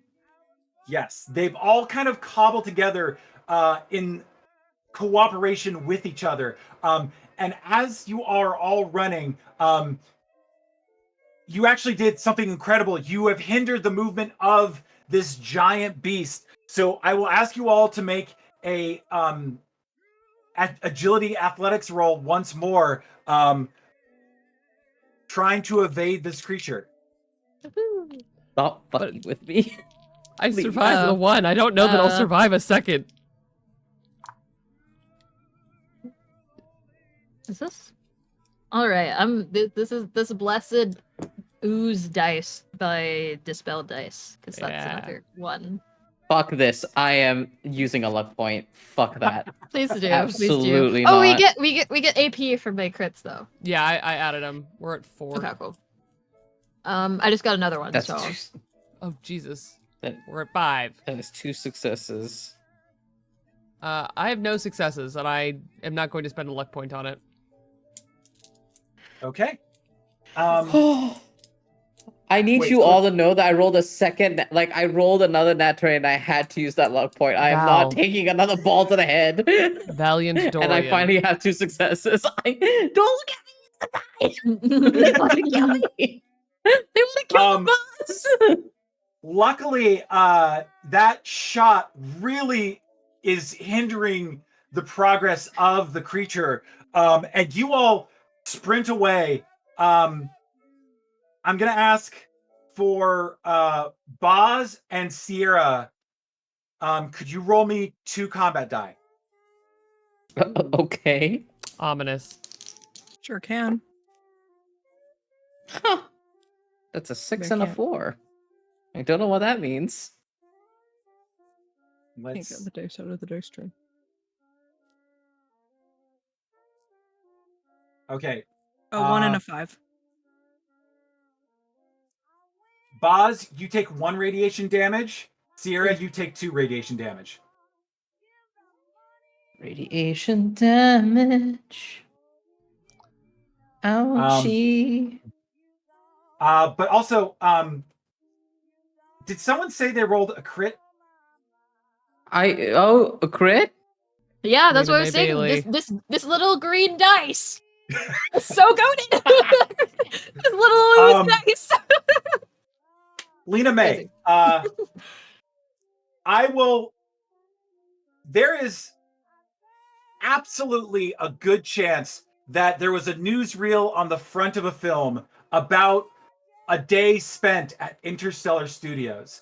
So, you can ask about 2 buildings on the map, and I will tell you exactly their function. Okay. Let me look at this map. Yeah, I'll give you a moment to figure out what you want, but I'll say this. The group of you all, you can see the big creature struggling, and you're able to kind of like push your bodies to the absolute limit to get to the edge of the park, and you see this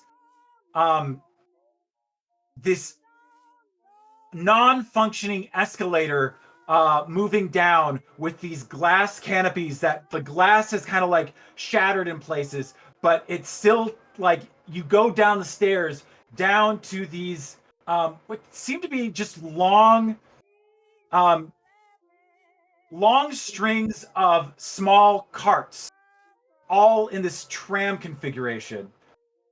And Trent leaps up on the front of it, like really pounding on the console, being like, come on, we gotta get going. And he, I'm gonna do a quick roll for him. And it's just enough. You hear the engines like kick to life, the low like diesel like kind of vibrates through the entire tram, and he gets on the intercom and he's like, hey, welcome to the backlot tour of Interstellar Studios. This is going to be pretty quick and we're not going to make any stops, so hold on to your butts. And he's What if we don't have a the butt? accelerator. And you guys rocket into the park. I'm going to go ahead and call a break right now. We're going to go ahead 10 minutes. Everyone get what they need, and we will be back very soon. Ooh-wee. And get your entries in for the second to last giveaway. We'll see you all in about 10 minutes.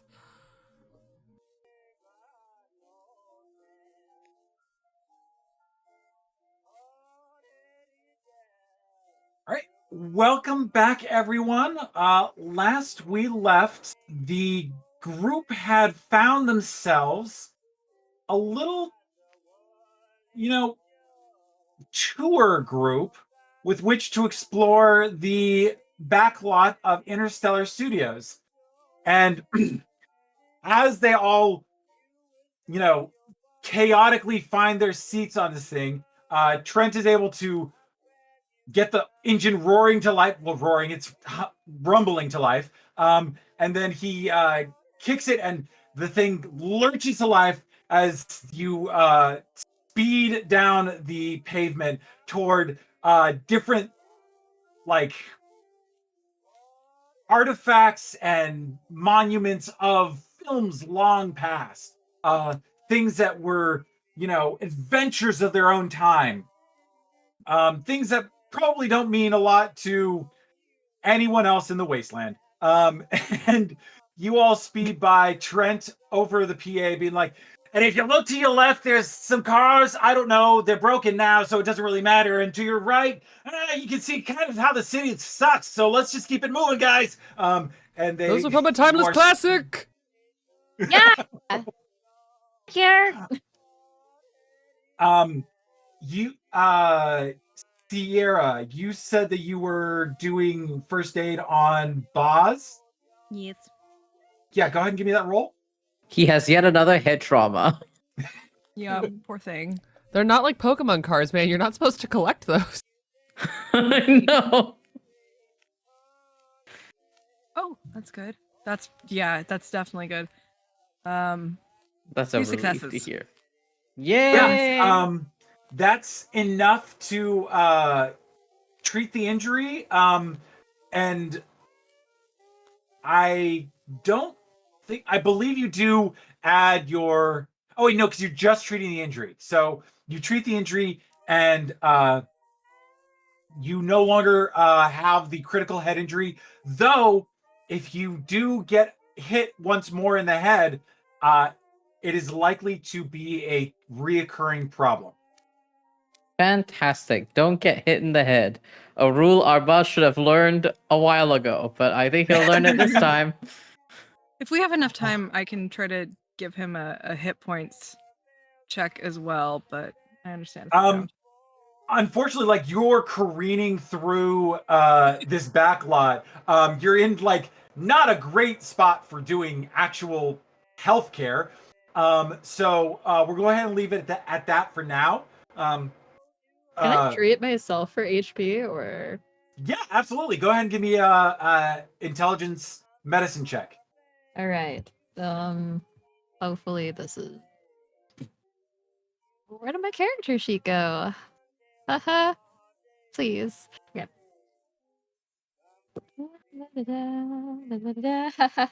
The luck has turned. I have one success, but also a 20. Okay. It had to happen. It had to happen. You are trying to wait, it was your left arm got hit. It Yeah. wasn't enough to like move anything that shouldn't be moving, but you can feel like the strain that it caused. Unfortunately, you're not quite able to get anything in the moment. Like you're not able to treat the injury or get anything out of it. However, as you kind of like try and work the muscle, you're pressing on points to try and like locate if there's any actual serious damage, and you hit something, and for some odd reason, like it just like the pain of it sends a signal to your brain, and you get like this momentary, just like almost a glitch as like a memory flashes through your brain. And you're in this dark chamber, and this figure with just multiple kind of links coming out of it and going to different disparate parts of the room, shrouded in shadow, looks at you and says, I don't think they will understand. They don't like perfection. Don't let them see who you are. And then it vanishes. What the fuck was that? For me, Valiant Dorian, what was that? You're the one with the weird memory stuff. Mine is You- just missing. You all like cling on to this tram as it flies around corners.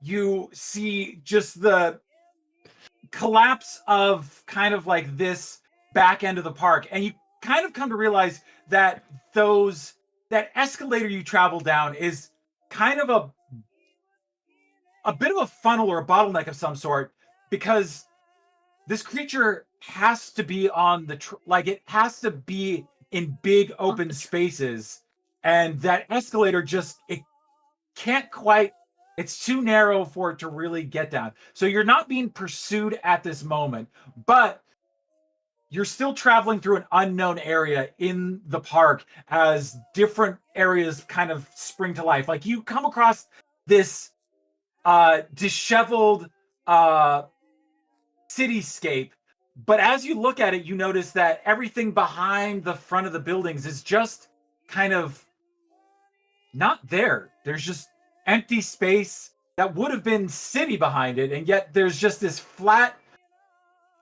nothingness.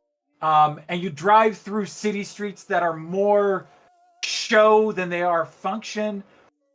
And as you're driving, Jeannie Ann Grace Madani leans over and is like, all right, I'm not familiar with like everything in this park, but we should be coming up close on the reactor area, as it has to run itself through a big, it's probably going to be in one of those studio back areas, because they gotta really house it in something that muffles the sound. I mean, it's a reactor, it's gonna really hum up some noise. So let's go ahead and head over into studios and see what we can see over there. And Trent is like, I gotcha. And he rolls you through to the studios, these giant buildings that are falling apart more because they don't have someone ever present to keep them standing. And you guys come to a screeching halt next to all these large studio buildings. Just a various like scattered around in front of you. He's like, hey, it's kind of hard to tell what's going on inside of these things. I wasn't ever really back here because my job was done at that point. But we got to search through this stuff. And so you see all these like studios, you see like the back lot with all the structures, and then you also see some of these smaller house like structures dotted along the street. Mart, Yes. I think you recognize some of them. Yes, I was gonna say this is. I was gonna ask if this is a place that like Mark clearly spent a lot of time here. Finny worked here a lot. She had that bungalow, and he has been like soaking it all in. But these are places he's been before. He never like went into the theme park part of it. This is his world, and like someone has opened the limousine door for him. He just floats off the tram like he belongs here. Why don't you all take a look around? I'm going to go and just investigate something briefly. All right. I don't think I like tram rides. Why don't you have a seat sure you wanna go and by drink some yourself? water? Here, let me get you some water. No, thank you. I'm all right. You sure you should be on your own? Maybe, Lena May ought to follow you. Great shot, by the way. Thanks. Ms. Yeah, Bailey, would you Lena like May to is go and just see some film history? Tired. Sure. Yeah. GDN waves at you guys like, I mean, if I could get like a hand, just help with the reactor. I only need like one of y'all. I can pretty much run the As long- mechanism. Yep. As long as the mechanism isn't going to swing me around, Oh, yeah, it should just be radioactive. It shouldn't be moving around, so you should be fine. Perhaps I should go. Oh. It should be shielded. They usually built like lead shielding on those things back in the day. changes my Should. pit boy to specifically the Geiger counter page. Should is The Geiger not counter, an encouraging phrase. the Geiger counter ticks at its usual tick out here. There's background radiation, but there's nothing that is of danger to a biological. Uh-huh. Okay. Gonna No, hand I'm all right. Arbaaz some rat away. Here. Thank you. GDN waves you on as like, all right, from what I can tell, I'm gonna say it looks like that reactor is probably going to be in Studio 3 because that's more central, like, because you want to run everything out. You don't want to run it from the back of the park or back of the studio. That'd be you know. Oh, You want- I'm so sorry. But I remember that I could get a description of some of the buildings. Is now a good time yes, for that? absolutely. Okay. Sorry, before we make decisions about where to go. Yeah. Go ahead and point me on the map what buildings you would like to know the function of. Okay, so on the north of the map, there's like this bigger building here. Mhm. So Yes. yeah, it's like to the like northeast west of the escalators, that building, and then there is another building that is kind of like southeast of the carnival. So there's two bigger buildings on the map. So that's Okay. where she wants to see the two bigger Yeah. buildings. So the one up north is it's a themed ride off of this movie about this wacky biologist that found a way to manipulate the mitochondria of the cell in order to time travel. And she and her lab assistant accidentally traveled back in time to the 1950s and had some wild shenanigans. The ride itself is like this projection thing with like various moving elements to it. In there, mechanically, you can find emitters for the projection units up front in the park, and those projections will allow you to double damage. Nice. Poly powerhouse. Yes, so sorry. Yeah. that other building in the southeast is more of like it only has the general theme of like children's movies and has that really like fun vibe of like kids running around in cartoonish kind of stuff. You know that there's play equipment outside of the structure that's like you would have recognized on the way in, it at least obscures line of fire. So like, if anything, you can duck there and kind of get something between you and other things. The children movie itself, it doesn't really have anything in it that helps you unilaterally towards your goal, but it's kind of, you're gonna notice, you would probably notice that like anything that has a heavy reliance on children's entertainment has refreshments and first aid, a lot of first aid, because parents do not want their kids banged up. And so it's more of just like a rest stop. So that those two functions, yeah, you know all of that from those two buildings. All right. Now back to the back of the in the studios. Jeannie Ann leads you over to Studio 3. And you can see that it's these giant like hangar-like buildings. And she ushers you over to one that's kind of like cracked open inside. And your Geiger counter ticks up slightly, but nothing concerning. Maybe like as much as like it peaks at like an X, like a dental X-ray. So it's nothing that momentary exposure would cause any harm, but you know that you probably shouldn't spend a day in this environment.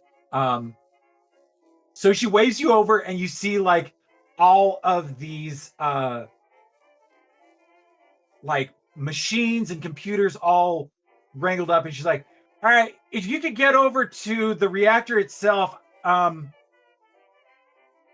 you know what? Let me take the reactor. If you can hack the terminal, give me a look on the terminal, see if you can get things running from that end.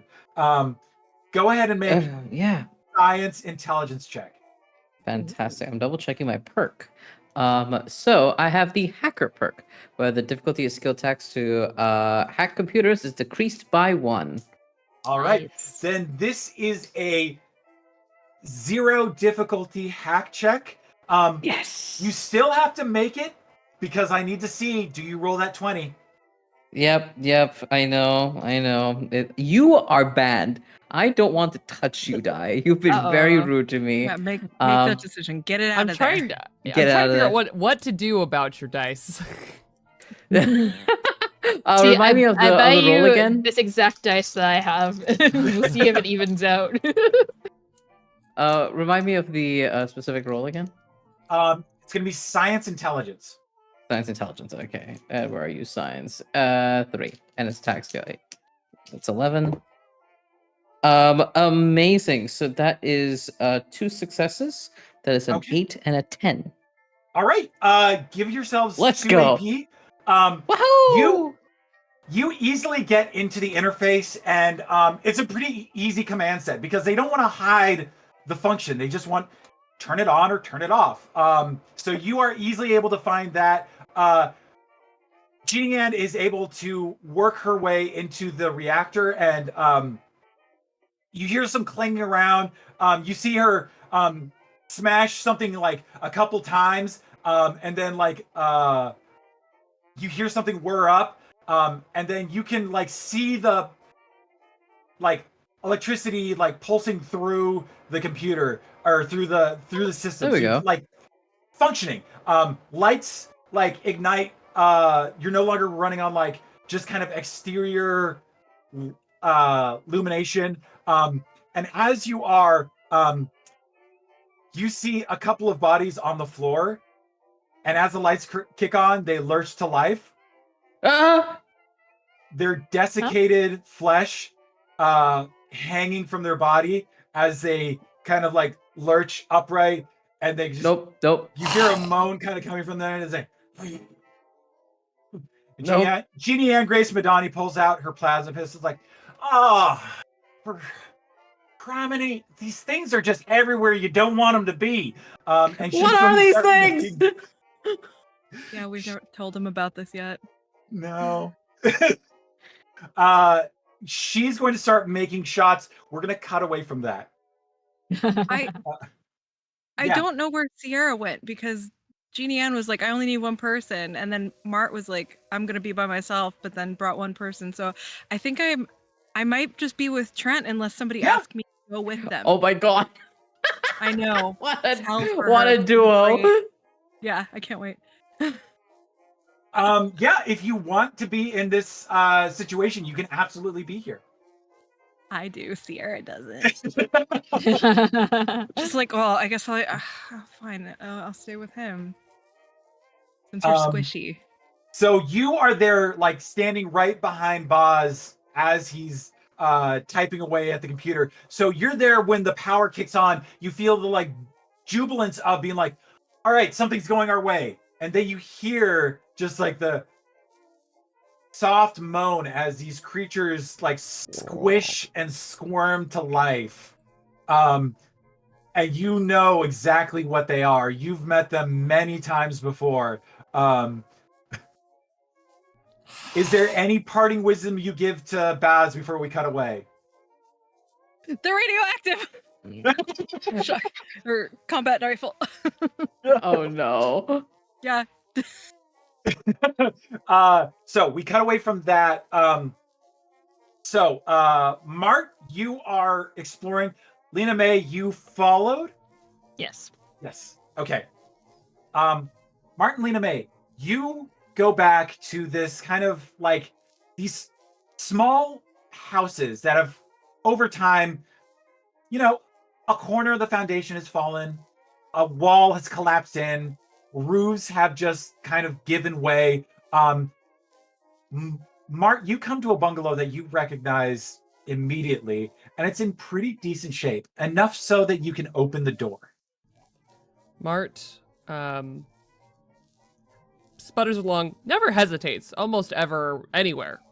He just goes like he belongs there. He fully stops at the front door to this bungalow. And if robots could take a deep breath in, one would imagine this would be the moment for it. He just kind of recalibrates all of his eye stalks. You can see them all kind of recess and then relax out. And he moves forward with his pincer and just opens the door. You find a pretty much untouched little bungalow. And I'm going to say this. You didn't see Finney's Corvega outside of the bungalow. But as you go in, you see that there was things thrown about in a frantic kind of panic. Could you give me a perception survival check? Sure. Let's see here. Where did that window go?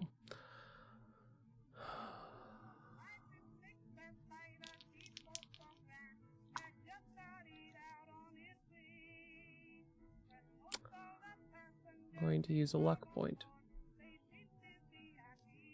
Fair.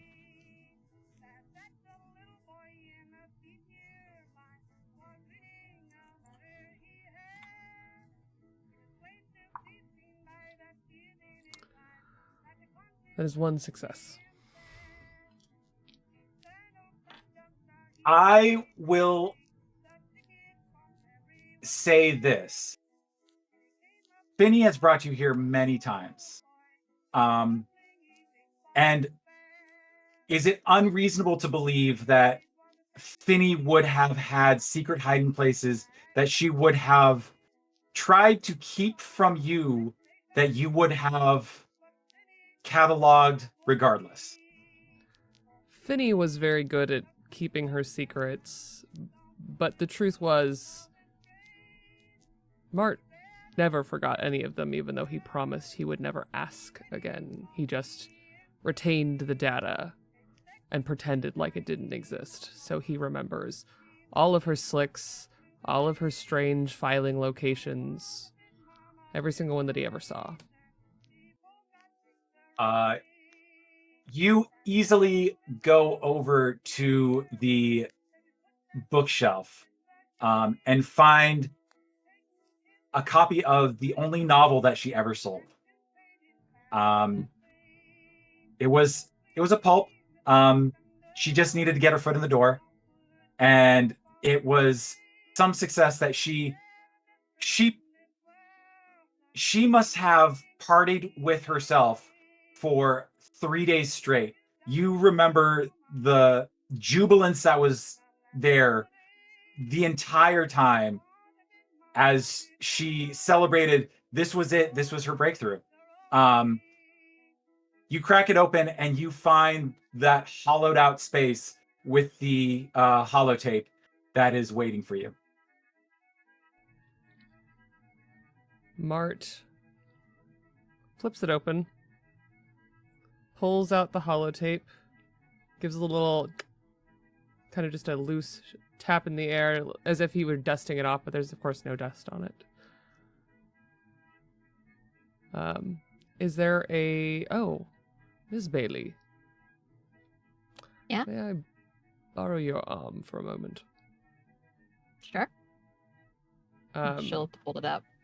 And he pops open the receiver in it and inserts the tape to play it.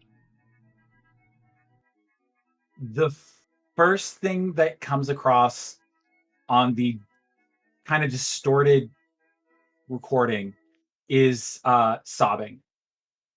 You okay? Mart, I'm so sorry. This whole time I've been playing like I'm a spy, and I'm just not. I was so glad to have this thing where I could be somebody. I wasn't just unemployed. And I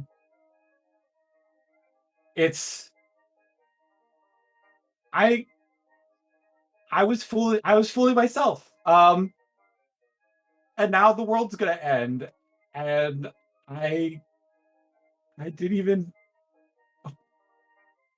What was I even doing except playing? Mart, I'm sorry I left you at the house. If there's anywhere else I would have wanted to be right now, it would be at the house. That's kind of sad. That's honestly says a lot about me. There's nothing...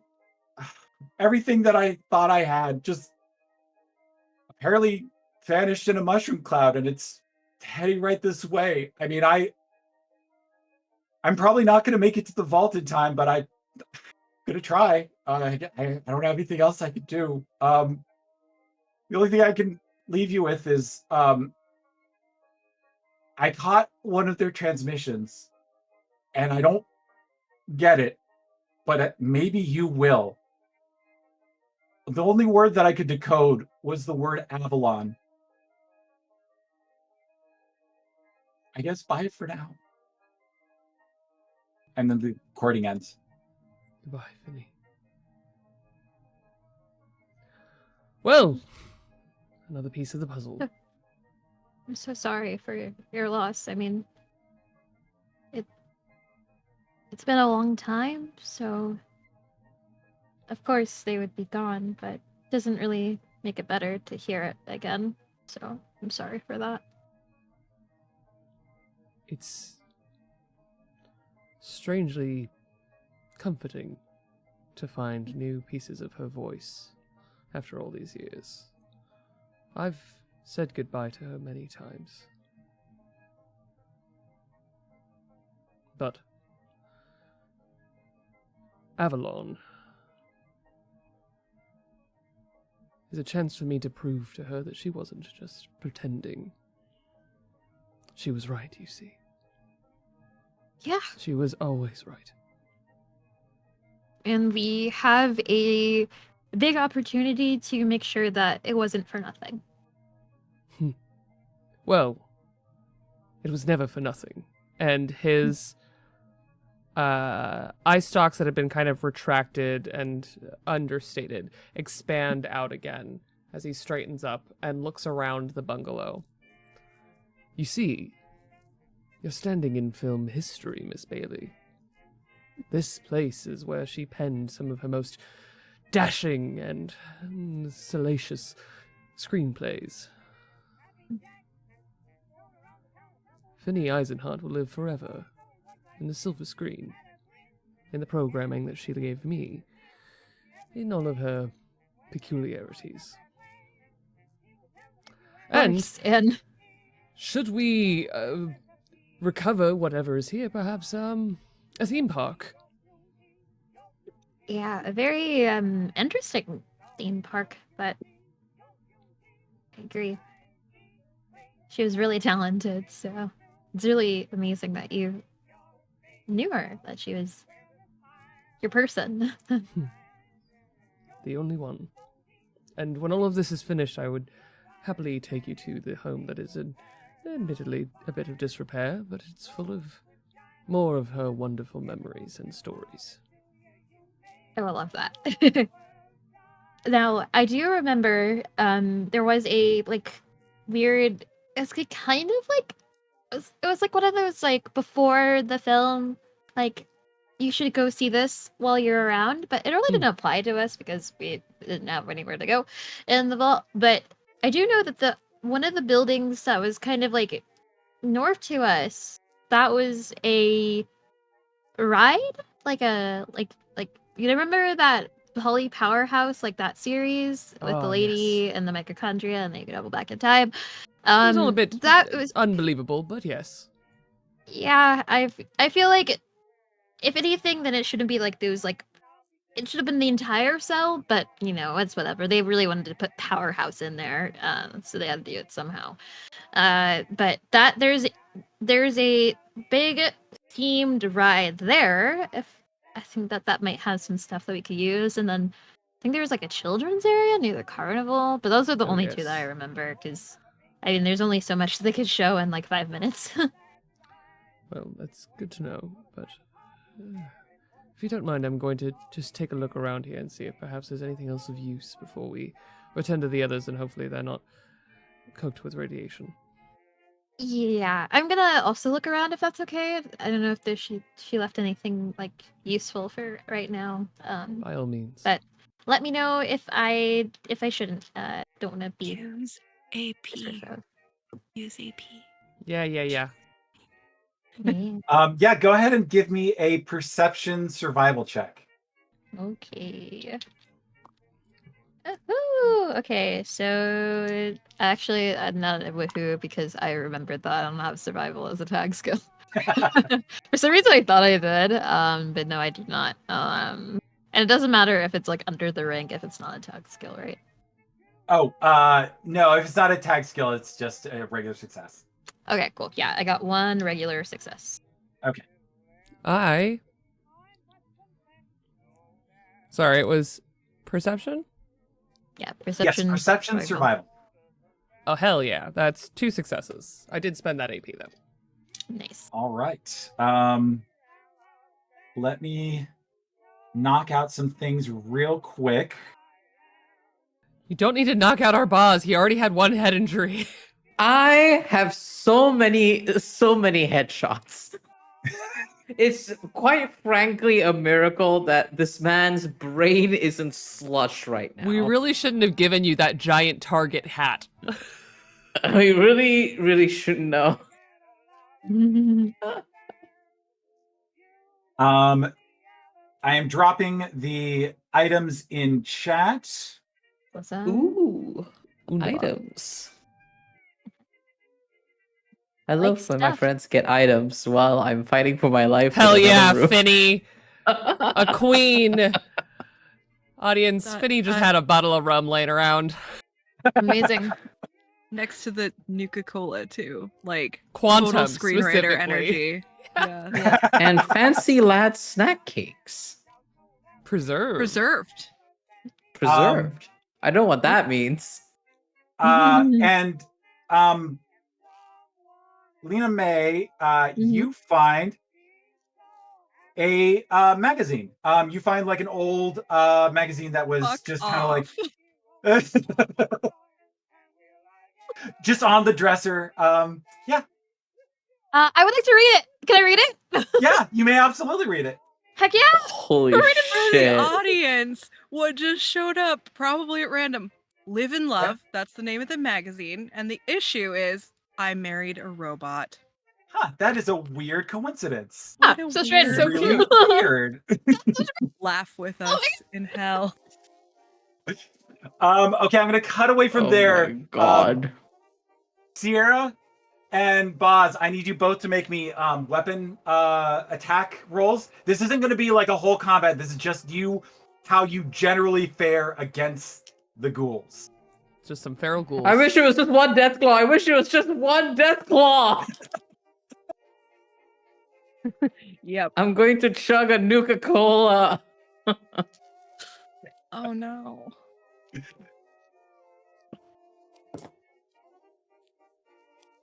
Yep, I we're freaked out so re-rolling bad I made my this. blurry. Yes, Soft that's 3 focus for you. successes. Yes. I think I have one success. Thank you, cautious nature. You were the best perk I ever chose. Oh god. God. I'm so slow with me. Oh yeah, I did. I did get one success. Fuck yeah. Okay. Cool. 3 Let me successes. do something real Holy shit, boss. quick. Yep, I was like, we're not doing this. We're Mhm, not mhm, doing this. You roll something real quick, and we will. I want to live. Boz, you for some odd reason, like immediately jump to action, like gun extended far out in front of you, and you're just like firing, keeping everything away. These things scream and howl and run at you, and you're just firing. Sierra, you pull out that combat rifle and you immediately start firing off rounds. And as you're firing, you hear just like breath over your shoulder as something howls right next to you and takes a swipe. You take 2 radioactive damage. Okay. She makes a super dignified noise for sure. So when it's radiation, the sheet is a little unclear. When it's radiation damage, does that mean I'm losing hit points and I'm taking radiation damage? Okay. So I've lost so what it 4 does- hit points. No, what it'll do, you take away the damage first, and you kind of backfill that with the radiation. If you get my meaning, like you lost 2 health points, and those 2 health points cannot be recovered until you purge the radiation from your system. Oh. Right. Oh, Oh. so okay. terrible. Great. Nice. Yeah, to don't know. do that. Become Okay, a I've got robot hit like the right, rest of like- us. Like it works in the game. What do you mean by Okay. that? You know, Arbaaz would not be opposed. But it does, and it doesn't matter because I don't have radiation resistance, so I'm I taking didn't think- physical damage yeah. as well. Yeah. Okay. Yeah, because the radiation just goes through. Mm-hmm. So, you through a tense gunfight, you do like come out victorious. You got like a slight scratch to your arm. Boz came out just really panicked. And Jeannie and Grace Madani blasted a couple in the face. It was like, man, these things are springing up like everywhere. They're like moss. They just come out from the dirt. Yeah, I'd say job well done. Y'all, we can head up to the top and get this thing, get this party rolling. I think the moment that we hear gunfire, because we're not that far away and guns are loud, Yeah. No, you're not. Mart just kind of looks to Lena May. We should go. And then just Yeah. sputters away. Yeah, I'm jogging. And so by the time you're coming outside, I'm sure you see. Are you guys okay? Yeah, ghouls. Just Oh, you know about ghouls. Oh, They my. suck. loathsome things. I feel icky. Oz, hey, that stuff. Yeah. The Yeah. medicine that I gave you. Yeah. I actually No, think I need you it. should take a. Yeah, no. Please take it, please. You seem in the worse spot than I am. And she takes it back from you and she kind of pulls there's like tubing that was flush against the thing, and she has this, it has like a needle at the end of it, and she just like pink into her arm and just like holds it there, and she's just like, I can assist with that. And Mart just comes over and offers to be the IV bag.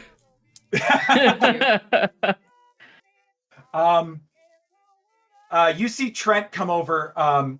He is shoveling something into his coat pocket as he steps out of a bungalow, and he's like, "Yeah, I think we're all ready to go. I think that wraps everything up." And What's that? what's oh Cassie Patron had a little bit of a jet problem, and I was just, I was checking to make sure that You're just making sure that the jet wasn't there.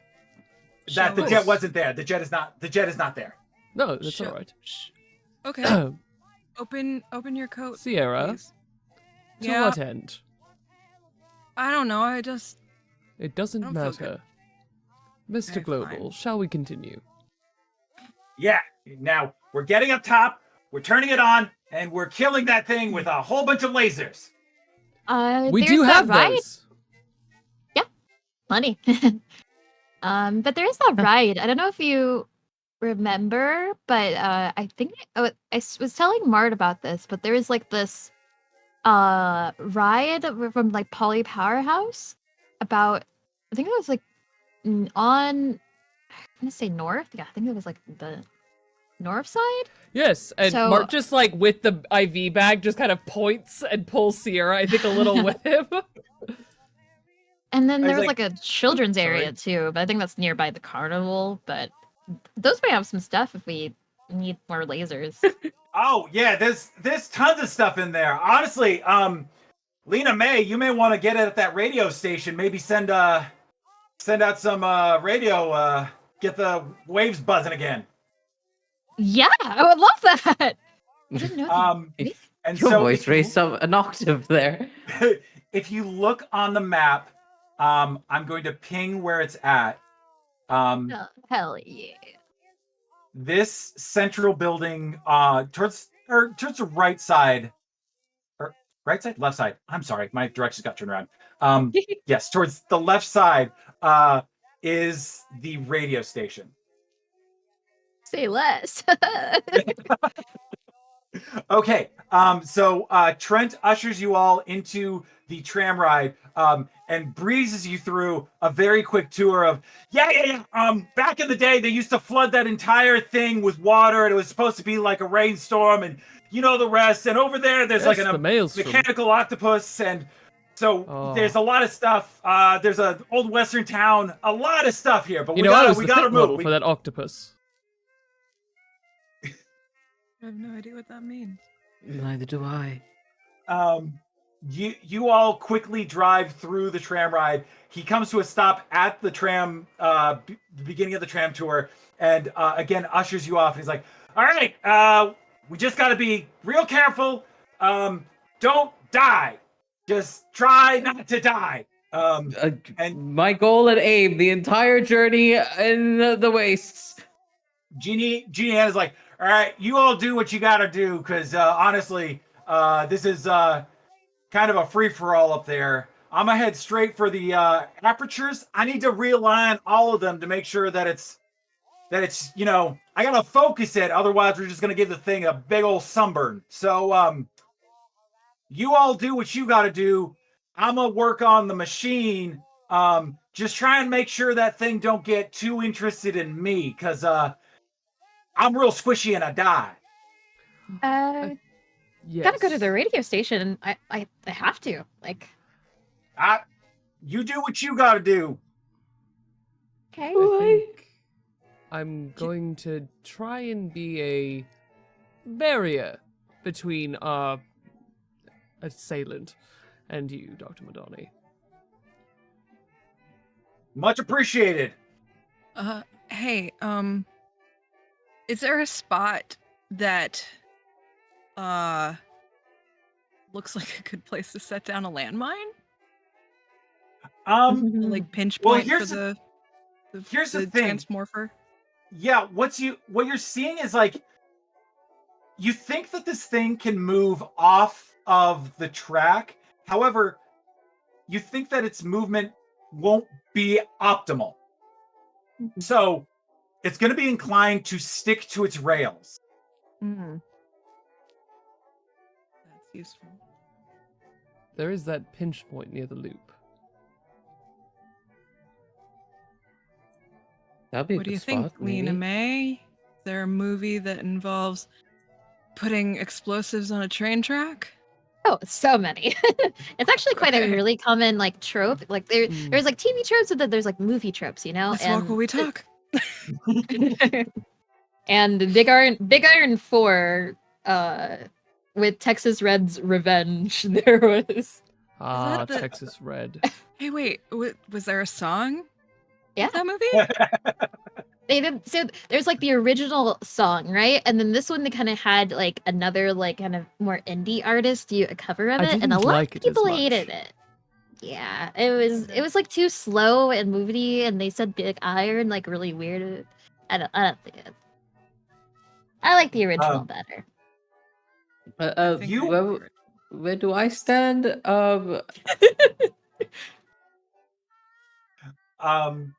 You all ascend the escalator and end up at the right top corner of the map. All right. Okay. Hmm. Bonk. Monk. I Patrick, feel like we should at least. Okay, go ahead. I Yeah. have a question. That Yes. lovely central building that we definitely had to get past to get here. Yes. What I have noted, some lesser robots loitering around there by Some chance. lesser robots. Damn. I mean, it was very frantic, Robot but hierarchy.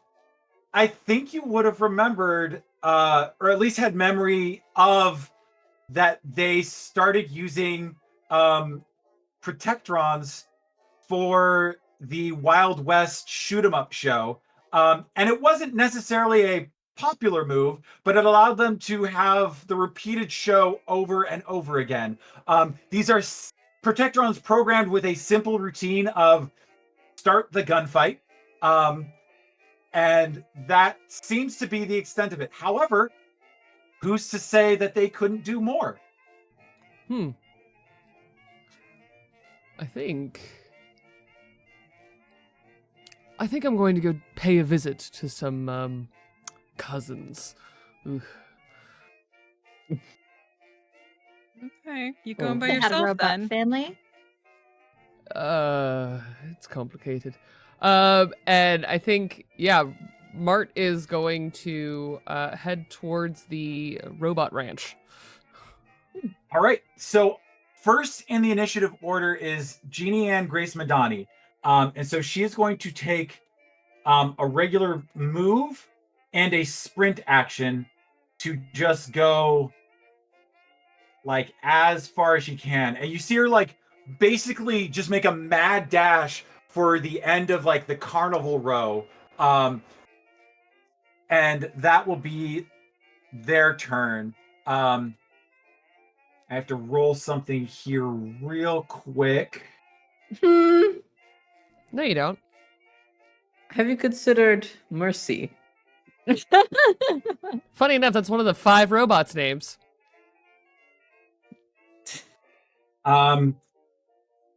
You see the big monstrosity as it moves closer toward you, coming along the backside of the carnival and up close by the children's play area. And it calls out, "This is not a place for you to ruin with your humanity." And the second face kind of pipes up, is like, "Yeah, the only one doing any ruining here is going to be me." And he's going to do a da, da, da, da. he does a rally action, and that will be his turn. You notice that while you were away, the injury does not seem to be bothering it anymore. That seems right.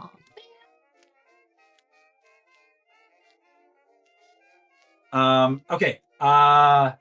And as you're as it's approaching you, you hear the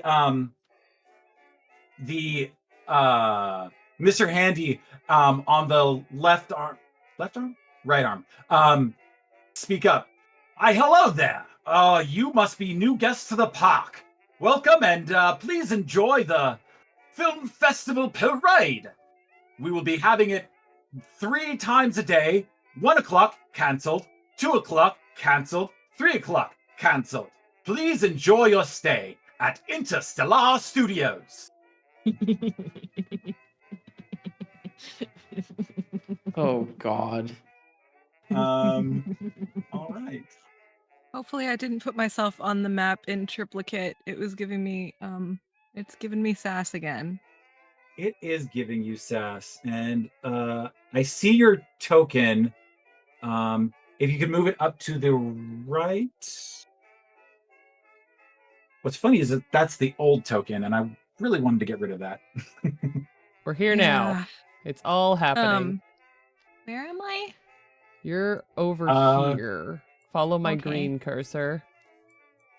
Oh, okay. And then we're going Yeah. up, Not my up, final resting place. up here. It took me like 2 or 3 tries to get my character. Roll 20. Go higher, higher, higher. That's where we all. And then Jeannie Ann made a run for it across. so Jeannie she's Ann made on a the run map. for it.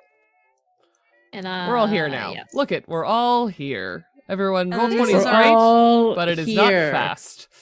This is our friend. Yes, it is. So Friends, talking to plural. us from that. Yes. Look at all of Um, us, friends. All right. Mart is first up. All right, everyone. Run for it, but don't let it get to Dr. Madoni. And Mart is going to, I think, while the intention at the top of the escalator was like, I'm going to run for the robots, because this seems like a fun solution. Oh no, it's here. And all of the excitement from Don Puente Town comes back to him. And while there are no Brahmin here to set on fire, all the welding and the flaming barrels of oil put a spark in his robot eyes. And Mart is going to charge forward instead. And as he does, raises his newly refinished, beautiful laser rifle. And shoot the damn thing. All right. Go ahead and roll an attack.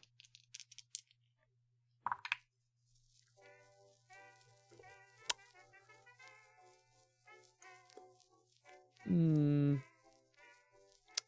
gonna spend another luck point. And I'm glad I did. Because that wouldn't have hit otherwise. Haha.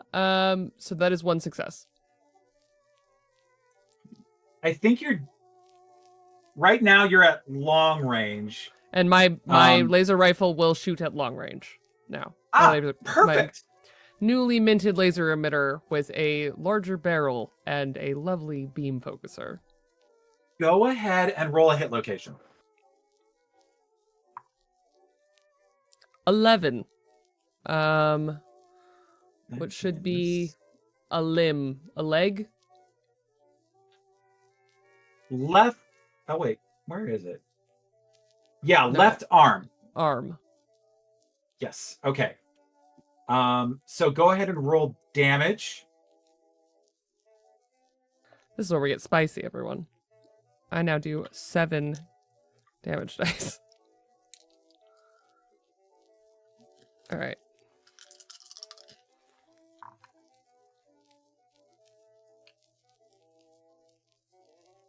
It's 1 So far, 2 damage and 1 effect, and then that's it, because my dice are being mean to me today. And the effect sorry, is that was- piercing. That was 2 damage, 1 effect? Yes. So it'll be a piercing Okay. 1. Okay. So,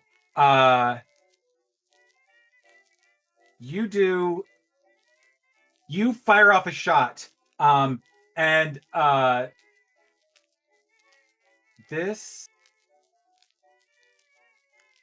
it's not very effective because you're shooting like a giant "you are here" sign. So you're not. It's cognizant in the sense that it's like has internal mechanisms with which to tell people you are in this certain area of the park, but it's mostly just a big flat thing. So you shoot it and it just kind of like cuts through the arm, and you are able to do some damage. And is there anything else you'd like to do on your turn? No, I think Mart is going to just kind of occupy space and try and be obvious. Gotcha. Okay, in that case, we're going to move on to Sierra. Go ahead, and you have a major and a minor action. Oof, okay. So I am going to. I'm gonna look at Lena May and I'm gonna say, I'll cover you. Make the track dangerous. You got it. And then yeah, I have the quick draw now, so I can take out my gun without it being a minor action. Wahaha. Ha. And I think I'm going to sprint so that I can get like I actually probably should have counted that better. Yeah, I can get even further than that. So I'm going to I'll take the last bit of that movement actually. I'll go over here to where this rock is. Ah. Yeah. And oh Jesus, I'm just gonna be like maybe we can work something out. Maybe we can coexist peacefully. And I'm going to take the minor action to I don't know if I can minor action aim while I'm technically major action sprinting. I mean, you can, but the aim action does not carry over into the next turn. Oh, okay. Well then, I won't. However, if you wanted to spend AP to get an additional major action, you could do that. I think because if I'm holding my turn, that's a major action as well, right? Yeah. Yeah, okay. If everybody's okay with it, I'm gonna spend the 2 AP to get a major action so that if that dude goes towards Lena May or Jeannie Ann, I'm gonna fire at it. Yeah, absolutely. So you're kind of like trying to draw its attention instead of necessarily doing damage, correct? Right now, yeah. And Okay. I'll do that minor action aim too, since I can use Okay. it now. Since it's a secondary major action, as an attack roll, it will be 1 more difficult than it usually would be. Right. However, if you would like to do it as kind of you're not concerned about damage, what you're trying to achieve is just getting its attention, I will decrease the difficulty by 1. Okay. Okay. Yeah, I think that might be the right call for right now. Did you? Gotcha. What? Mart had an idea. What's your idea? I was just gonna say that's a lot of AP to spend on a maybe. That was my concern in a big boss fight. That's true. I don't know that that's worth the spend. Is hiding a major action or a minor action? Hiding is a minor action because it's just you, or no, stealth is trying to be stealthy is a major action, but you can move behind objects if that's if you want to put yourself in a position where there's something between you and someone shooting at you, that's a minor. Okay. And I'm Yeah, being I'll large and distracting as well, so Yeah. Okay, so I'll just sprint over to this little rock here, and I won't be grabbing attention yet, and I will just be hanging out here and not readying an action, and I won't spend the AP. I will just see what's going on for right now. As you enter the children's play area, you see that it's kind of started to get a little swampy. Like some water collected, and it just kind of created a little layer of gross, grummy, water just kind of collected. Enough so that it kind of collapsed into the theater itself. Would you make me a luck survival check? Ooh. I was about to say, do I hear any buzzing? You just might. Oh. Please, for the love of Christ, what other Fallout horror are you gonna unleash upon me? Val, welcome to the wasteland. Is it still luck if I'm oh, that's swampy? Do I hear buzzing? My luck is I real will bad. allow you to flavor it. Okay. Let's see what'll work better though. I have a bright idea. I don't know if there's anything that's gonna back it up. I mean, obviously I want to see if I can do intelligence, right? well, I maybe. will allow you to Survival. do an intelligence science check to be like, hey, do I think that this area has some bad stuff going on? I love it. Thank you. Oh, that's cool. I got 2 6s, so that's 2 successes. Okay. You look at this area and you think you can hear the sound of a inert blood bug. As you pay attention to the exterior of this theater thing, you can see the outline of a large a mosquito the size of a child, just on the exterior of this building, and you think you haven't disturbed it yet, but it's there and it's probably paying attention. She's gonna have that slow camera racks focus to it over her shoulder, and she's just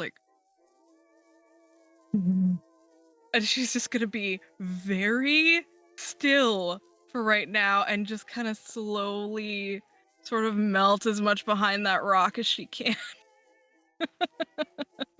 All right. That is your turn. Boz, your turn. It sure is me over here, huh? Boz would want to be at the pizza point to cover both Lena May as well as the good doctor. So I'm going to, that's the wrong tool. I'm going to rush. We see Boz rush towards one of the nearby buildings and begin hiding amongst the pillars and boxes. You step yourself into this themed restaurant where it's all of the it's a throwback to that Squid movie where it attacked this peaceful Eastern Coast town, and there was that famous scene where the cello was playing over the sounds of a darkened sea that was possibly hiding the creature from beneath. I would like you to make me a luck survival check. That's the combination. I'm gonna be so real with you, Patrick. Luck and survival. That is a 4. I need to roll beneath a 4. Oh, my Val, this is Okay. the time. May I spend some action points, my friends? Do what I'd you say need to do one to is survive. probably, yeah. Well, I would Yeah, spend it. I'll spend 1. I'll have 3. Like at least gives me a reroll if things go poorly, Okay. as they want to do. Okay, miraculously, that's 1 success, Okay. 1 failure. I'm contemplating rerolling one of these dice. Yeah, I'll reroll. I have cautious nature. I might as well. Yeah. Okay. 2 success.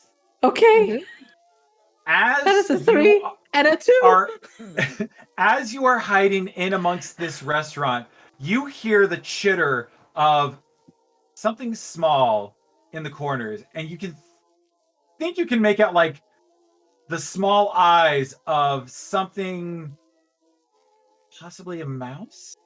But as you take a closer look, you see that it is definitely missing some of its flesh. It's definitely mutated in a way that is not great to look at. However, you are the first living thing to storm into this place in quite a while, and you see them kind of like shrink into the like corners of the restaurant, in a way that says that perhaps they're not ready to fight you just yet. Why always be? Why always be? Why always like this? Does that count as my major action, by the way? Doing No, that the was just a luck of... minor. You just Okay, moved great. into, yeah. Fantastic. For my major action, because aiming does not carry over to the next turn. I am just going to attempt to hide here so that when if anything were to happen, I can at least get the drop on whatever other terrible creature that seems to live here. Actually, Go ahead and give me a stealth agility check. I am so happy to provide that for you because I am good at sneaking. So that is 4 plus. Okay, I need to get under an 8. Okay, that's 1 success. Yeah, you kind of duck your way behind the counter. You know that the rats are scared of you for now, so you're not necessarily. They know your presence, so you're not hiding from them. You are Mhm. hiding from the giant murder machine that is careening down the track. His hands are shaking as he's holding his little laser pistol, and he's just sitting there, wanting to like play sniper with a tiny ass pistol, and is just waiting for the right opportunity to like aim and fire it. And that's pretty much your turn. I'm going to go ahead and move on to Lena May. What would you like to do on your turn? You have a minor and a major. Save Okay. us, Lena May! Save us! So I got from our big haul of all the raiders. I think that's where it came from. Somehow we had a plasma mine in our possession, and Yes. I am going to use that. Okay. Or at least to try my best to. So with the amount of movement that I have without sprinting, am I able to make it to the track if I just like take the quickest route to get to you on? Yeah, you pretty much To the get track. right at the track. Okay, so I'm going to sprint, or not sprint, move very quickly without using my major action Yes. to get to the track. And I don't want to mess this up, so I'm going to use another luck point. I use a 1 luck point for a cool perk that we'll see when that happens. But I'm going to use another luck point to just get an extra, is it extra dice that I can do with luck point, or is it re-roll the dice? Action point is Okay. another die. Luck point would be adding something to the scene. Yes. Okay. So I'm going to use a luck point to add something to the scene. Okay. This was filmed. This is Interstellar Studios, which has a bunch of movie lots as well. The big iron 4, Return of Big Texas Red, they actually couldn't afford to shoot on location. So when they did the scene about Big Iron placing the mines on the rails, it actually was the rails at the Interstellar Studios. They did not go to a different Gotcha. track. They just colored it, color graded it so it Oh, looked yeah. like it was different, but it was very much just still in Los Angeles. So she knows exactly where to place it on the tracks for maximum impact, if you Oh will. yeah, absolutely. I'm gonna go ahead, set it on the track. Hold on, where did it go? There it is. Actually, it doesn't need to be on that layer. It needs to be on that layer. Okay. Yeah. And you are able to cleverly like place it amongst the tracks in a spot that is very familiar to you after watching that movie. Like it was, you watched that like big funny dynamite roll just get like tucked away underneath the rails, and you're able to put it there. Yeah, so that, is there anything else you'd like to do on your turn? Using my free action to yell, once it gets close, you better run. Absolutely. Gotcha. Yeah, because I assume I can't move anymore, so I can't run right now. But Yeah. later.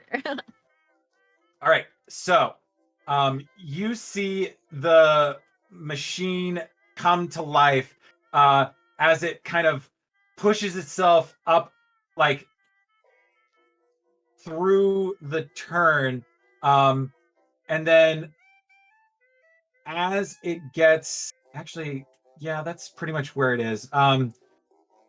It's going to, I'm gonna try something real quick. Actually, I don't think I can. I can. Okay. In that case,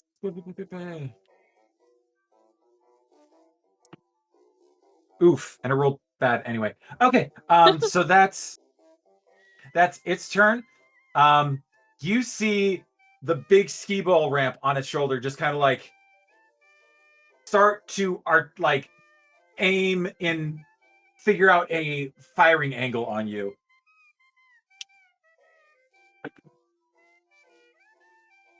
Let's see if Has this great robot decided maybe not shooting big ball at us? no, unfortunately, that's what it does. And ooh baby.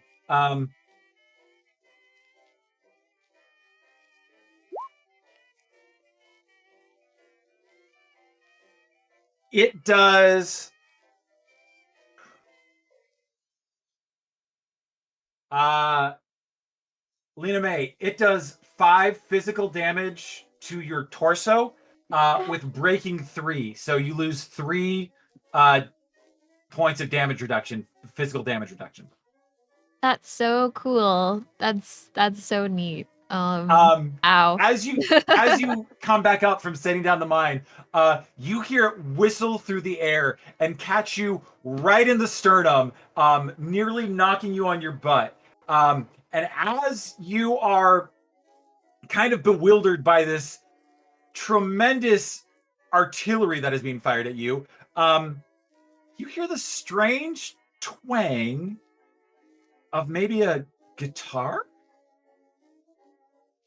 It's almost like it just came from nowhere. Would you please describe to me as the mysterious stranger shows up on the field? What? Amazing. What does that mean? So do I hear this? Does everyone hear this noise, or is it just me? It's 'Cause entirely up to you. you know what? Everyone hears this because I think that's so cool. So you hear this little tune. It's almost like you maybe have heard it before, even if you've been in a vault for forever. You've heard this before somehow in your dreams, perhaps. And a tall masculine figure with like a long coat and a fedora comes in through with a really very impressive handgun. And I think I hope that this mysterious stranger can do some additional damage to this creature, to our Oh, like yeah. automaton, to kind of help us out here. Yeah. Do I? go Can I ahead. roll for the stranger, or do you roll for the Absolutely. stranger? You can roll for the stranger. Okay. It is go ahead and roll hold on. They always roll 3. Okay, roll 3d20. Okay. Your agility is going to be 10 and your gun skill is 6. Ooh, we take those. And yeah, for the non-Fallout people, this is a skill that you can get in the game, and it's just a Yes. guy that comes and shows up and helps you out every once in a It's while. just Just a a guy dude. with a gun. Just a ability guy with is a shoot good. gun. Okay, this is actually kind of promising. And there's no tag skills for this, right? For like the stranger, or does he take my No, tag it is skills? Yeah. it is tagged. Okay, so guns is tagged 6. Yes. Nice. That is 3 successes then. 'Cause 3 one successes. was All right. bad, but you know. Go ahead and give yourself 2 AP. Okay. And then Heck yeah. I would like you to roll 8 combat dice. Woohoo! All right, so we got the AP marked down, and then Kai is on deck for this I'm ready. adding. All right, we have 3 6s, a 2 and a 4. That's Mhm. 5 of the dice, so need 3 more, right? Okay. And then we have 2 2s and a 5. Okay, so that is 10 damage with 4 effects. Cool. Where would you like the stranger to have hit? I think that no, not on the track this time, because I want him to keep on going on the track, at least right now. So, or them, I don't know the gender of all 5 automatons that are singing up together. They. They. We. We. Legion. So I think that the ski ball, because maybe the mysterious stranger picked up on Lena May being very disdainful about the ski thing hitting Yeah, her for a lot. absolutely. That hurt a lot. You by the way, how many effects was that again? 4, I think, right? Yeah, 4. 4. Because the mysterious stranger also has piercing 1 and vicious. So Do I choose, or no, both. we take those? Why not both? So Yeah. it was 10 damage, right? 10 damage with 4 10 effects? total with 4 effects. So 14 damage. Okay. Here's what happens. The mysterious stranger just steps out of the shadow. The twang of the guitar still in the air. Fires off like a volley of rounds, and it completely, like, you see wood splinter on this ramp, and it becomes completely unusable. And this thing is done. The shoulder cannon is done. Let's go, baby. Mysterious stranger. Technically, you just inflicted a critical. Please roll a combat die. Oh my god. This is what happens when you remember your perks, because I had this perk since episode 1. Oh my god, you had Oh a my mysterious God. stranger in your back pocket this whole The time? whole time. The whole time. The whole time. That was a 6 as well. Oh my god. Is that another effect? That's right? another effect. Yes. Heck yeah. Please roll a hit location. A location. Let's go. Right. What is a 6 on the locations? That Should is be a main torso. body. Yeah, torso. Ooh. Okay, so you, like, the ramp completely disintegrates, and then a parting shot gets fired at the torso, and the Lon Chaney face, just like the jaw unhinges as this solves nothing, and it bellows in disgust at you as you have done this. That the torso is it is injured. So I'm not the only person that saw that, right? Because Lena May's like trying to like wheezing a little bit because the wind got knocked out of her. It's a shame Mr. Global wasn't Um, here. He'd probably be giving him his card. well, we're gonna do a quick roll on this. Oh.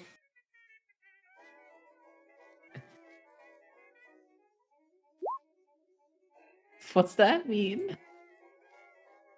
That's scary. What's that mean?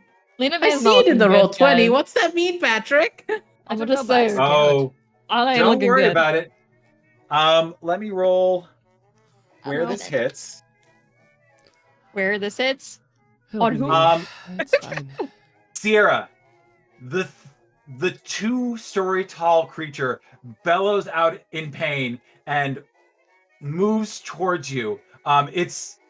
Its torso injured, but its feet still very much alive, and takes a swipe at you with its gigantic shovel hand.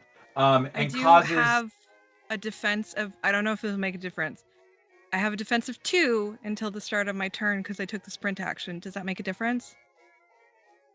it does, Whew. but not quite enough. Unfortunately, the creature got 2 successes and is going to hit you with 8 vicious damage to the right leg.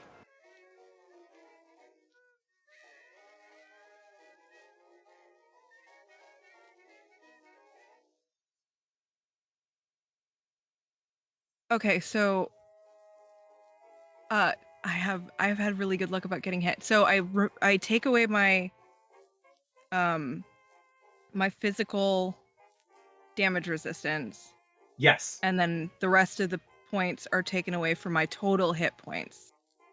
Yes. And if that exceeds 5, then you get a critical injury. So I have a crit. Wait, do I have 2? Oh my god, what just happened? I got hit for 8, so it bring me down Yeah. to 6. Okay, that's a crit. That sucks. So it hits hard and you feel like your knee wobble in a way that it's really not supposed to, and you actually go prone. So you will have to spend a major action, in order to get back up and do anything after that. Okay. And because you have an injury to your leg, you also what is it? You can't take a major action. You can't take a minor action move. You can only take major action moves. Okay. All right. That is going to be your turn. You see the tour guide on the shoulder buzz to life. Oh dear, it seems that you've had trouble with a particularly nasty park guest. I will remedy that most toot sweet, and is going to make a repair check. Thank you, Matt Berry, Mr. Hand. I know. And the critical injury to the torso is removed as the Mr. Not Handy gets thank to you. work. They're helping her. They're helping the terrible thing now. The Mr. Handy quickly fixes the trouble that the mysterious stranger left behind, and that will be their turn. And the whole creature itself shudders as it comes back to life. It is like, you would dare defile, and just going to. Oof. Man, that's not a great roll. It actually does not get what it wants. Yay. Wonderful. Fantastic. Yes. So, however, you see it immediately speed down the track. The trolley like grinding on the rails as it kind of skateboards. And as it's careening down in front of you, Lena May, let's go ahead and roll that plasma mine.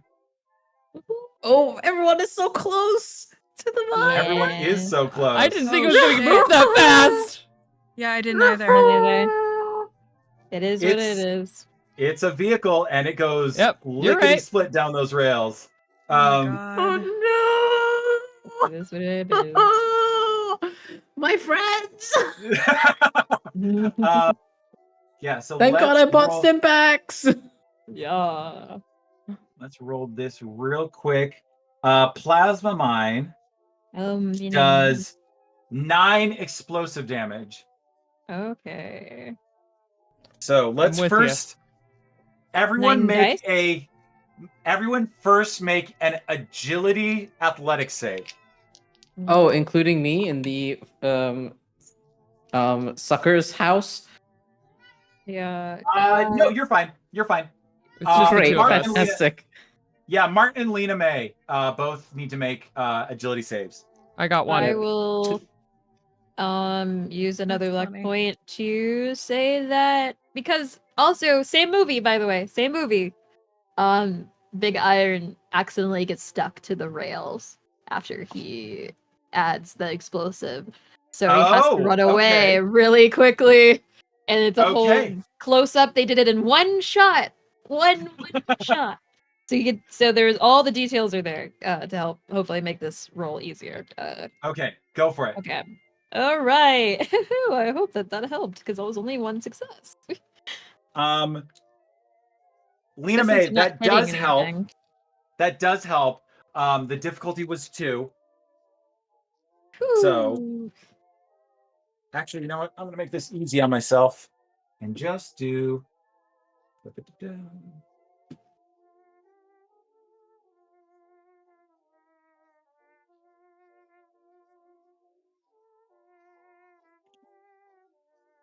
All right. Yes. Mart, you will That's take funny. 6 energy or physical damage, whichever one you are weaker in.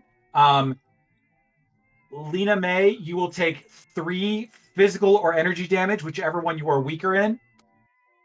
And this one is going to take 6 damage because it ran over a mine, and that was not good. I would certainly hope so. So I thought that I was included in this role because I thought we were all included in this role. It's really funny that I have a leg injury and I rolled 2 1s. Oh, that Jesus. rock okay. is just protecting me. Yeah, you feel the shower of plasma, just like it, like literally splashes against the rock. And I know I didn't technically ask you for it, but that is a magnificent roll, so I will allow you to get up from prone. Oh my gosh, thank you. Hell yeah. Yay. It's like against the rock, like Okay, action, lady. Mart, that is your turn. I think as the like explosive goes off right in front of him, right? And this shower of plasma just kind of rains over this spiky Mr. Handy. And it's that like dramatic action movie moment where the hero like walks through the falling sparks. A fire reflects in 1, 2, 3 eyes. And Mart brings from behind that flamer. And for maybe the first time, one of his eyes cocks to the side, sizing up this large creature. You've made a terrible mistake, my friends. And is going to fully try and set this giant nightmare robot on fire with my flamer. Yeah. Go ahead would- and make a big guns Yeah. endurance attack. I would like to spend an action point. Go for it. Please do. Please do. Pew pew time.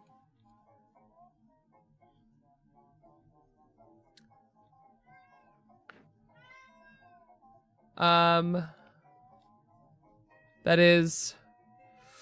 Oh, this is worth it to spend my last point on. I'm gonna reroll. Yeah. No, did nothing. Okay. Well, it's still 1 success. One success Okay. does it. So go ahead and roll damage. And roll a hit location. 3 for the hit location, and Patrick, I would like to pump all 4 shots into this. Absolutely. Go for it. I highly recommend it. So that is going to be Torso. torso. And that is so per ammo I do the full ammo damage, or do I just add another d6? You just do another d6. So every ammo you spend will add 1 more d6 to your complete combat die. Okay, so then it's 3 more total. So far that's 4 damage. Ooh. Another 4, so it's 8 damage and 2 effects. Okay, Nice. so the thing about the flamer is that it has spread. So you do 8 damage on the torso, and then you do 8 damage at 2 other locations. So go ahead and roll me those locations. 9 and a 15.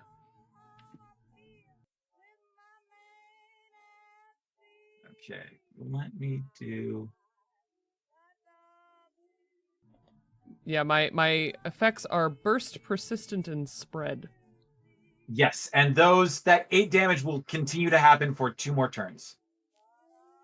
What was the other hit locations? Oh god. It was a 6 and a 15. 15. Torso hit again, so that is just another 8 damage. And left leg. Okay. You're spraying like a ton of fire on this thing. And it's like definitely like retching back from the heat as it screams at you. But you're not seeing a lot. You're seeing like a lot of the plate, like armor darkening on it, but it's not necessarily getting through in a meaningful way. However, it is not happy with you. And then with that, Mart is actually going to retreat back to the escalator as my minor action. This is going to go down. Okay. Right.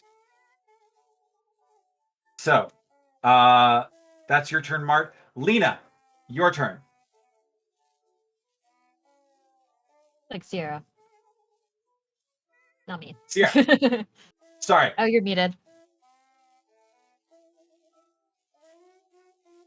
You're muted. You're muted, my love.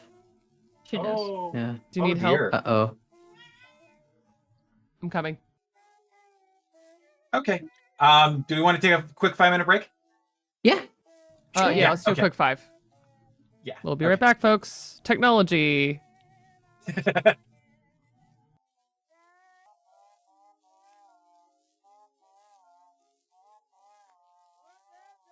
Okay, I think we're back. So let's go ahead and roll into Sierra's turn. And you are up, but you have an injury. Yeah, I think I'm gonna use a stim pack and first aid action. Yeah, go for it. So that would be a nice thing. Oh, Jesus. Oh, okay. 1 success. Well, 1. Oh, They're coming for me. Yeah, you absolutely go ahead. Your injury is treated. Stimpaks heal 4 HP, and then on top of that, your proficiency, your skill. So go ahead and add that on top. And then I will say, Technically, I got another success because I forgot about my reroll. I took a lot of medical stuff. All right. Then I will say you also get 2 AP. And I will So you give need to you spend one. Hmm. 2 minor actions because gotta, not one.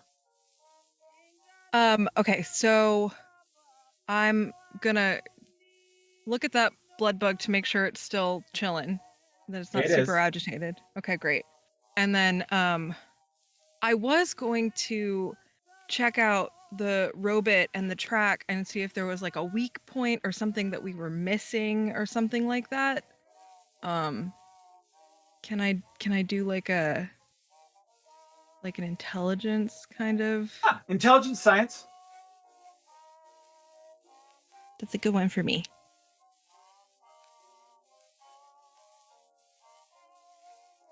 Uh, one tag crit, so it's a 3, and my skill is a 3. Gotcha. Okay. I'll tell you this.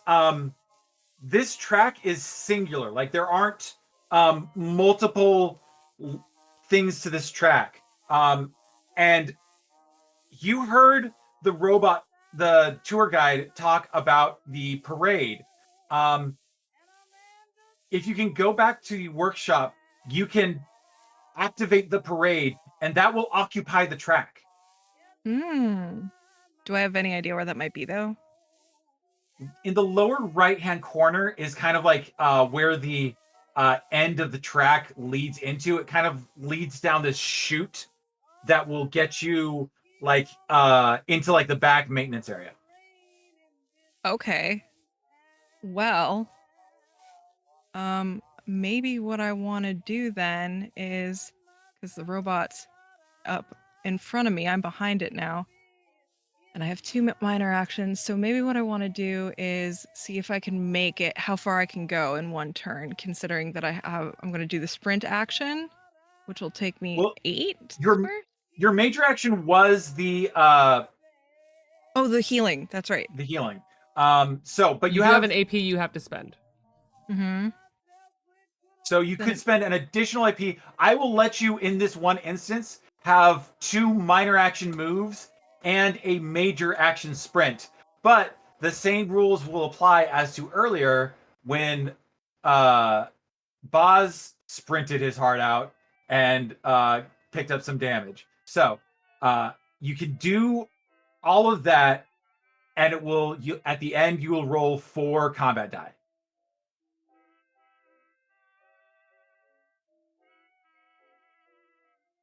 I did just heal a bunch. I might be back to full. I probably should have filled that out before I started making decisions. 4, another 4, and then 1 more for first aid. 9. Yeah, I'm back. Yeah. Or I'm almost up to full. Fuck it. We ball. Let's go. Go for it. Do 2 minor moves and then a double move, and then at the end of it, we'll do a 4 combat die. Oh, I can use the thank you. Yes, whoever's doing that, tell me where I can go. I would probably put you like at the entrance to the you it's a lot of movement, but it's like you are running with every fiber of your being. Yeah. On my injury, I've probably got so much adrenaline coursing through me. Okay. Yeah, it'll be worth it. Yeah, go ahead and roll 4 combat die. Be friendly to me. Okay. A 2, a 4, a 5, and a 6. That's 4 points of damage. 4 damage. Wheezing. But I get that +1 to my damage, to my defense again. So I get a +2. You do, absolutely. And that will pretty much be your turn. That's really all you can do. Sure. Thank you. Boz, it's your turn. It sure is my turn, huh? Okay. I am realizing that everything went to hell. Arbaaz is going to make his way over to Lena May, who's probably extremely injured. If I were to apply a stim pack onto another person, is that a minor or a major action? Minor action. Fantastic. I move over to Lena May, take a step back, stab her with it. And You I just am walk up, dragging Bam. and I'm dragging you out of here because it's dangerous here. Yeah. All right. So your minor action is moving over to Lena May. Yeah. You're trying to do another minor action. So Oh damn, yes I am. yeah. How about this? You use your major action as movement. What that does is that puts you over at Lena May with movement to spare, and you're Perfect. jabbing with the stim pack, and then you're moving another minor action. Fantastic. I will do exactly that. Arbaaz comes up to you, stabs you with the stim pack, and then like he's a tiny guy, humbles you over his shoulder, and he's just like, I got you. Don't worry, I'll get you out of here. Thank you. And we're gonna start shuffling out of here. Gotcha. I can probably put you like right at the corner of the carnival. Amazing. Yes. Away from the potential danger zone that is the whole landmine situation. Yeah, the landmine exploded, so you're fine with it. That hazard has passed. Okay, But amazing. it's still gonna shoot me again, I swear. Thank you. Okay. Okay. How much HP would I get from that? Lena May, I will allow you to move over with Boz to the corner of that carnival if you'd like. Yes, please. And a stim pack is 4 HP. Okay. Nice. Marking that stim pack away. And that will be my turn as saving my friends. Gotcha. One Okay. person at a time. Lena May, it is your turn. So with that, Lena made this being drugged from certain doom. This is catching her breath. Thank you so much, Powerhouse! And is going to use all the movement, so moving, minor action, and then sprint, major action, to the Powerhouse ride. I will absolutely allow you to get inside. Heck yeah. Yeah, we're in there, and then I think that's all she can do, but when she's pretty much. there looking. All right. Okay. Actually. Yeah. I just did my turn. Could I use a luck point to then put myself at the top of the order? Unfortunately, no. You have to. Okay. Yeah. Okay. All right. That'd be so broken, but I figured I ask. Hey, you got it. You got to try. The beast is going to see that there's someone racing ahead, and they're actually going to move back this way. Take a move over here. Skee-Ball Head is banged up, so they're not going to be able to do anything. They're banged up. Okay. Jeannie Ann Grace Madani is running out the front. Go, girl. Yeah. She's able to get to the front gate and is just running as hard as she can. Nonchalantly, too. She's just like... All right, this is what we gotta do. And it's just running for it. Does she do anything chalantly? Interstellar tour guide is going to. Oh, it seems that the Skee-Ball Head is a bit banged up, as it were. So perhaps it'd be best to repair this. Never mind, all my homies hate Matt very Mr. Andy. So it's able to, like, you hear the gears go back into place as the receptacle is improved, but something jams inside, and you hear it just like boom, lock up against itself. Okay, that's their turn. Mother is going to roll for. They get 2 AP.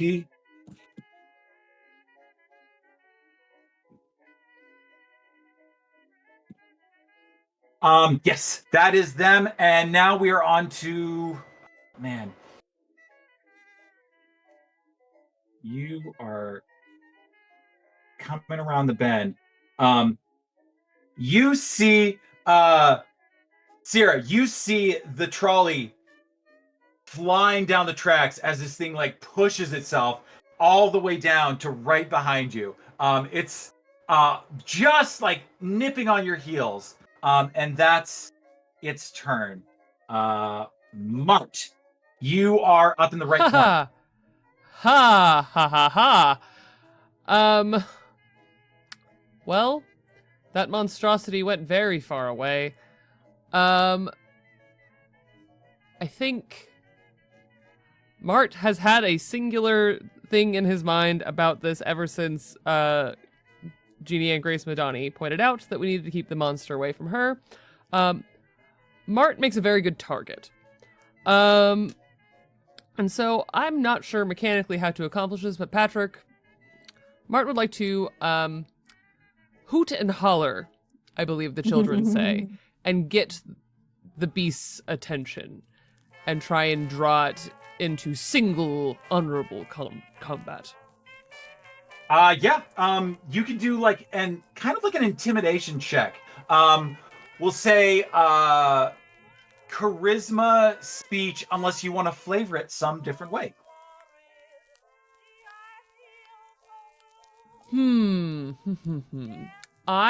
Okay. So I have some fun ways to lie and deceive. So I actually think Mart comes out, excuse me, I believe you're meant to be giving us directions. If I could draw your attention over here to me, I actually have a few questions about this establishment. Yeah, go ahead and roll that roll. Absolutely, 100%. So I have smooth talker or scoundrel, pick your flavor. That could help me with charisma speech checks. Well, I want to say you are kind of lying because I don't know that you really want to have a tour. I do not. You'll find. Go ahead and make the check. I believe it gives you a re-roll on. Yes. Yes. Go for it. And this is gonna be charisma speech. Yes. You are a kind and benevolent God, and everyone should tell you such, especially when I roll a crit and another success. You see the wheels of this trolley that are going full speed immediately like clamp down on the brakes. The rest of the body kind of like fights itself as the tour guide perks up. I'm a connoisseur of film and television. I would be more than delighted to show you our collected film history. Please come this way on our tour. And the rest of the machine, like the torso is like, this is deceit. This is the folly of man. And it is stopping its attack on Sierra. Everyone Sierra, run!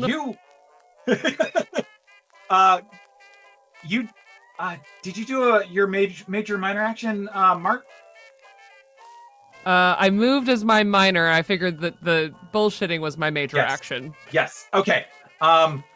Sierra, it is your turn. You were just almost under the wheels of this trolley, and it has turned around. What would you like to do? Well, is this an open thing? Where am I going? Like, where are the handles? Anything that looks... You're kind of like traveling through here. It's closed off in kind of like there's a bit of a gate, but like you can easily push it open, and it just leads to a back area in the like behind all the attractions where there's kind of like a workshop warehouse where you can see things that have just been stored there, like different mechanical parts of rides that are replacements, or in this case, an entire parade that is just waiting to be launched. I'm looking for a red button or a big lever, anything that says operation or control. Science intelligent or science perception, because you're trying to like discern what this technology that is in front of you will do.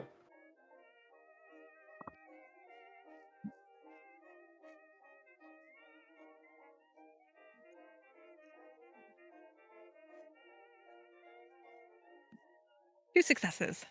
All right.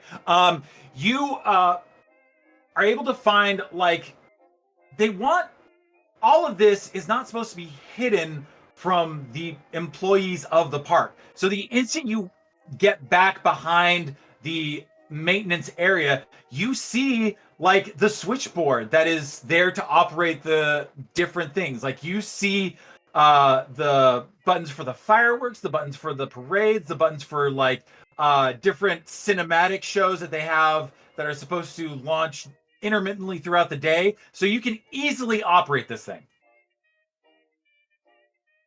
Hey, can I, for my major action, start the parade and the fireworks? Can I hit both buttons? Yeah, go for it. You kind of are like, you know what they do, but you are just kind of blindly pressing. But you succeeded. So you press like a series of buttons, and everyone is aware that suddenly there are explosions of color and light in the day sky as these things are being launched from various parts of the park. Just these loud booms echoing over the park. And from deep within the maintenance area, lights click to life. And you see like the floats begin to emerge. Like there's one with a spaceman on it who's fighting like this weird like six-armed alien thing, and there's a float that has like two like mechanical like prince and princess both enraptured with each other, and all these moments that are recreated on film that like is being carried on these floats. And I will go ahead and put that on. You see it start to emerge, and it's going to just start trundling down the track. All right. That's your major action. What would you like to do with your minor action? Did the big guy actually move up the track? He wasn't right behind me anymore, right? He's not right behind you anymore. Okay. I want to kind of make sure he doesn't pay attention to me. We gotta get him to go. Oh, hey, which way is the parade going? Is it going the upward direction of the track or the downward direction? Right now it's on the upward. I would like to hop onto the back of a mechanical swan where clearly like a parade performer is supposed to go, and with my free quick draw action take out my combat rifle once more, so that I will be going with this parade in the float with my gun. Absolutely. Yeah. You just like kind of work your way between the parade and the walls of this maintenance area, and then at the very end you just grab the end of that, like the neck of that swan, and swing yourself up on, immediately laying the combat rifle at a like firing angle on like the wing, and you are being carried along by the parade float. So she gets comfortable and she's like, trying to match the ranger with the big iron on his hip. Big iron on his hip. As you trundle away, Boz, it's your turn. It sure is my turn. A lot has happened. And Lena, you've already darted off, haven't you? Yeah, I just said powerhouse and then started sprinting. I said, thank you, powerhouse, sprinted. I guess I sprint after you and hope that everyone else is okay because no one else is in my sight. Yeah, Our boss was like, wait, hang on, wait. It's just chasing at. Wait, hold on. Mart is still down here. Mart? yeah, Mart is Refuses Mart to is elaborate. Mart's barely got anywhere. I'm heading over to Mart. Mart! Run! Run! I need to fix you. God damn it! All right, You don't even have the tools. Run! I will run towards. I guess the themed time travel ride is the closest bit of shelter. Gotcha. Please let there not be any fallout, terrible things waiting for me in there. Luckily, the ride itself seems to be inert. Like the reactor's running, but nothing has reactivated the things in there. Though you do see what could be a turret and possibly a Mr. Gutsy assistant that has been painted in ways to make it seem like he's part of the time travel adventure. However, they do not seem to be active. Fantastic. And as soon as I take a shelter over here, because I think it takes everything, I call out towards Lena, like, where's Sierra? As we're trying to find a place to hide. Yes. No idea. That's your turn, Lena May. What is it you're doing? Okay, so from what Lena May saw in like the little like come to visit Interstellar video inside this, there is like some laser things that help with damage. Would she know like what she's looking for exactly, or just know that there's be something useful here? Yeah, you kind of have the brainwave of like, hey, this thing is a giant projection, and you go up.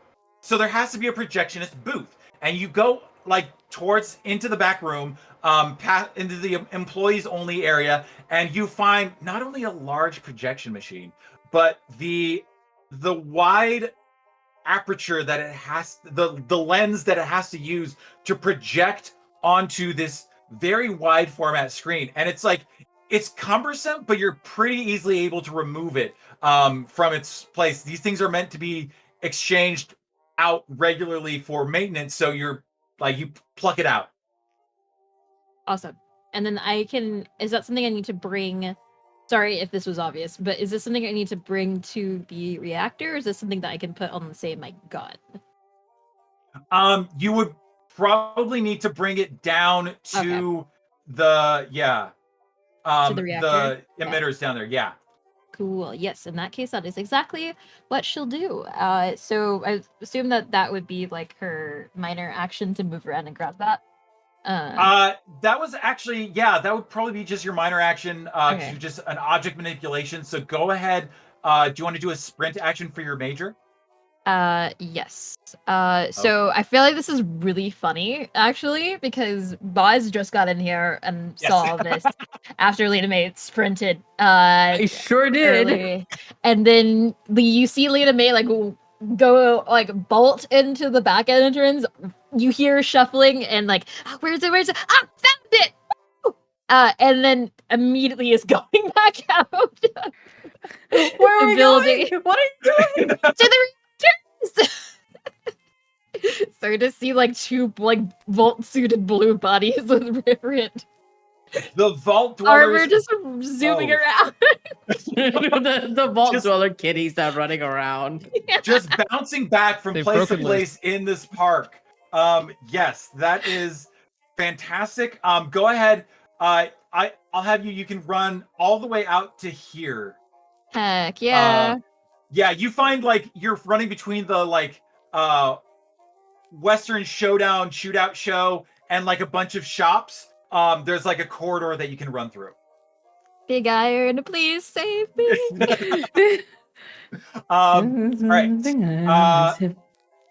this giant monstrosity is being forced backwards and actually has to like keep on moving up the track. And so it kind of moves there. And then it is actually going Patrick, to don't I Yeah. go before the monster? do you. Mart writes, Robot Mart. And I don't Not know. Or is it the other quite. way? Ghost. Oh, The monster actually goes quite a bit. Cool.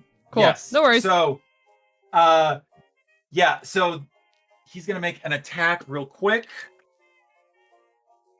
Double 17s. It's not, yeah, it's bad. And it can't do anything with that. So Jeannie Ann Grace Madani is going to run minor action out here. I'm gonna say make it to the emitters, and just start doing her repair checks. What would y'all say about her spending 3 AP to get 2 additional dice? Absolutely. yeah, we're full up. Please, doctor, please. So, I have some great news and some bad news. Hey, 1, 2, 5, 20. No. does she have any luck that she can re-roll it?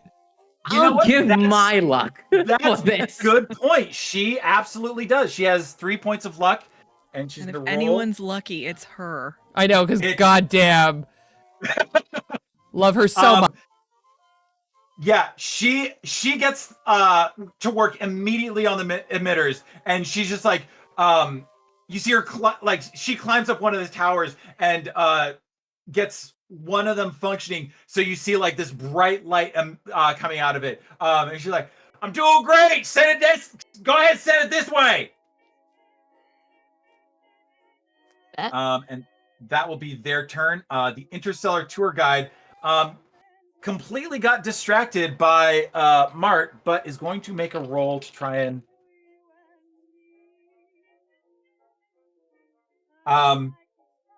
you see the tour guide pop up and be like, "Well, I'm delighted to tell you that your presence here is trespassing, and there are strict rules against it. So I must insist that we scrap you and your friends immediately." I'm in the registry, you'll understand.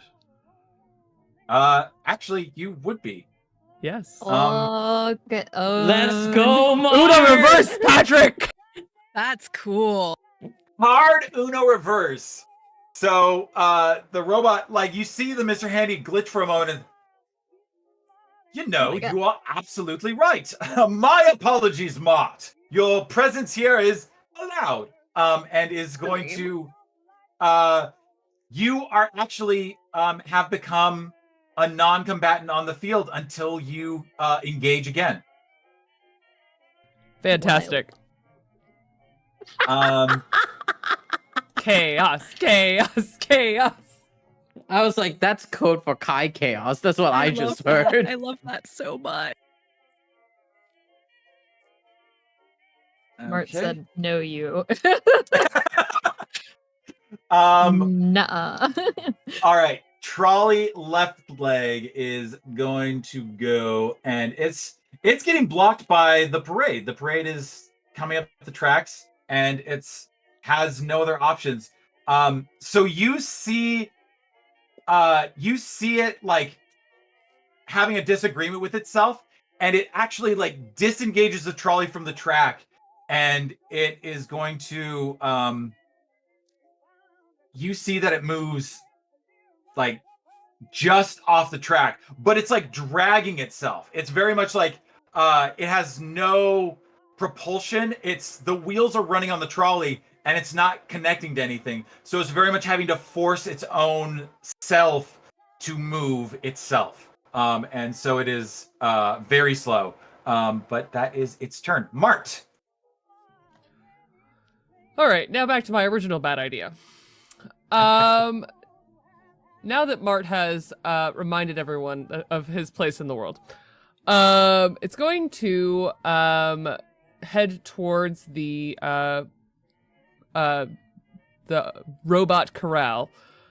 And if it's all right with everyone, I'd like to spend an AP for a double minor move. I can do that, Patrick? Yeah, you can move 2 times with minor actions. Cool, great. I would love to do that just to get closer to what's going on, because I'm babysitting the giant robot monster. How far can I get? I don't even know how moving works. So like a minor action would put you like here. Okay. And then The second one, like maybe another here? minor action, yeah, would pretty much put you at the corner of the carnival. Cool. Then I think that... Oh, I have such a bad idea. I'm gonna make more chaos, everybody. I Patrick, believe in you. how flammable is this carnival? It is all fabric and tattered and soaked with like the like debris of like ages of just like carbon soaking through it. So super is the word. Yeah, that's what I was thinking. And our large conglomerate friend down at the end, they're fairly close to it. So Mart just kind of putters around and with the flamer arm just runs it along some of the tattered edges of the fabric to let it catch. Give me an energy perception or no, big Yeah, guns. big guns. Yeah, big guns endurance. It's a 0 difficulty. I just need to make sure you don't crit fail. I just critted success because it's a tag skill for me now, and I rolled a 4. Right, and let's my tag go. is 5. So, you do a slight jet of flame on this canopy, and immediately, woof, just like flames just like dance up the side of it, like completely engulfing this carnival in an instant. This was a death trap that you are glad that you did not get into. And at the end, the automaton is forced to like back away from it as the flames become dangerous to its proximity. Is there anything else you'd like to do on your turn? I think that's enough damage for today. I'm getting closer to my goal. So Sierra, the parade inches ever closer. The mechanical bits are dancing around on top of the parade floats. What would you like to do? I'm not sure what the speed of this thing is, but I sort of have this really fun notion of like slowly creeping past the guy, and I heard them repair the skee ball machine as far as I could tell, right? That was like clicking over in that area. Yes. I'd like to see if I can hit that skee ball machine as I mosey on by with the swan. I'll take minor action to aim as well. Go for it. Okay. I'm like, do I need to do the what's it call it? The extra die? We're low on AP. I mean, you're already aiming. You're probably gonna hit. That's true. Yeah. Heck it. Okay, well, I'm gonna re-roll the 20.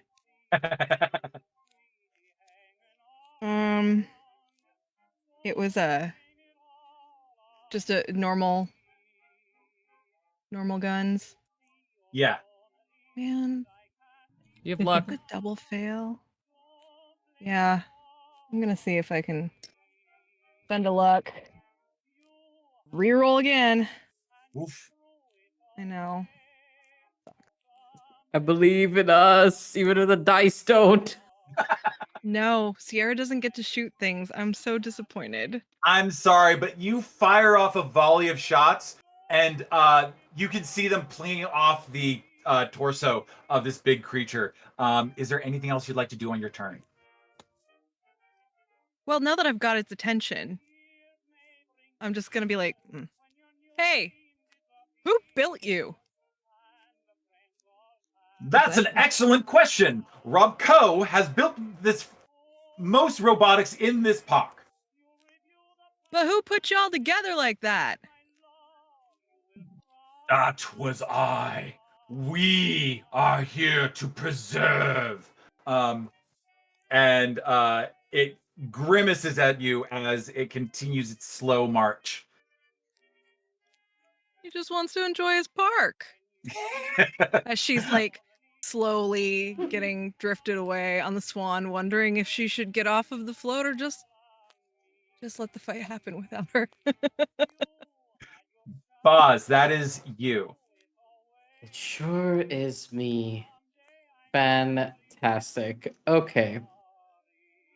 Okay, I'm trying to visualize where everyone is on the map because Mart's already doing things.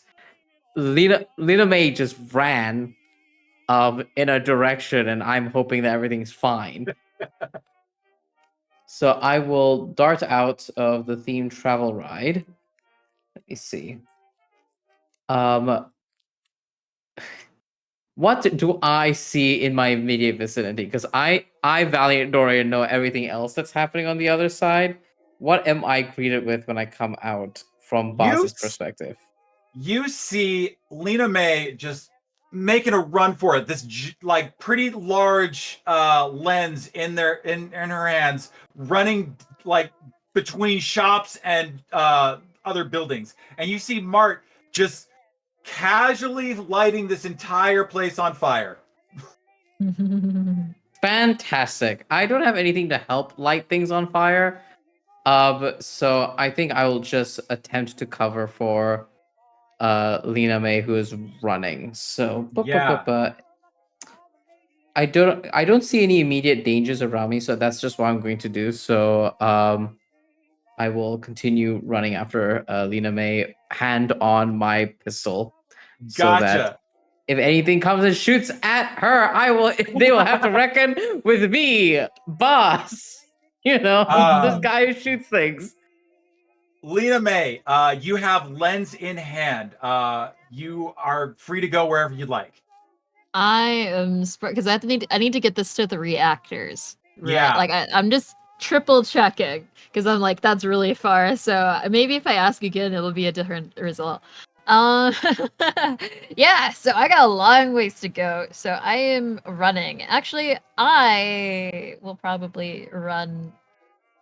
I'm gonna run at the detriment to my health because this is really important. Gotcha. Okay, so you can do a sprint major action, move minor action, and then a move minor action on top of that. It'll cost 1 AP, and at the end, you roll 4 combat die. All right, cool. Are we okay with that? I want to double check with the squad. All right, cool. Yes, I will do that then. How far can I travel with that? So minor action will move you here. Minor action will move you here. Major action, at the end of it, you should come out pretty much. You know what? You're running your little heart out. You'll get to the reactors. Ooh, all right, let's hopefully, I don't, roll well this time with damage. But yes, that's exactly what she does. The way that she's sprinting, there's no luck. I don't think that would be appropriate to spend luck here, but it's almost inhuman how much Interesting. how efficient the run her form when she runs because we're sprinting there. So 4 combat die. All right, I'm with you. Okay, we're manifesting not good rolls. All right, so 3s and 4s. 3s and 4s. 3s and 4s. You know what? That's great because I got a 3 and a 4. Great. And then 2 5s. That's 2 damage and take 2 effects. Yeah. What would my effects be in this case? There are no effects, so you're fine. I bet. All right, cool. So 2 damage. That's not that bad. Not that bad. Okay. Yeah, I'm living. you are absolutely out of breath, but you managed to like run all the way out through the main gate to the like emitters. Jeannie and Grace Madani is sitting there. I was like, all right, I'm gonna need you to put it down in towards the bottom of the base of the thing. Did it go further? You know what? It don't matter much. It's just gonna shoot through. We'll worry about it later. Thumbs up, we're good. And she's like hunched over, like wheezing.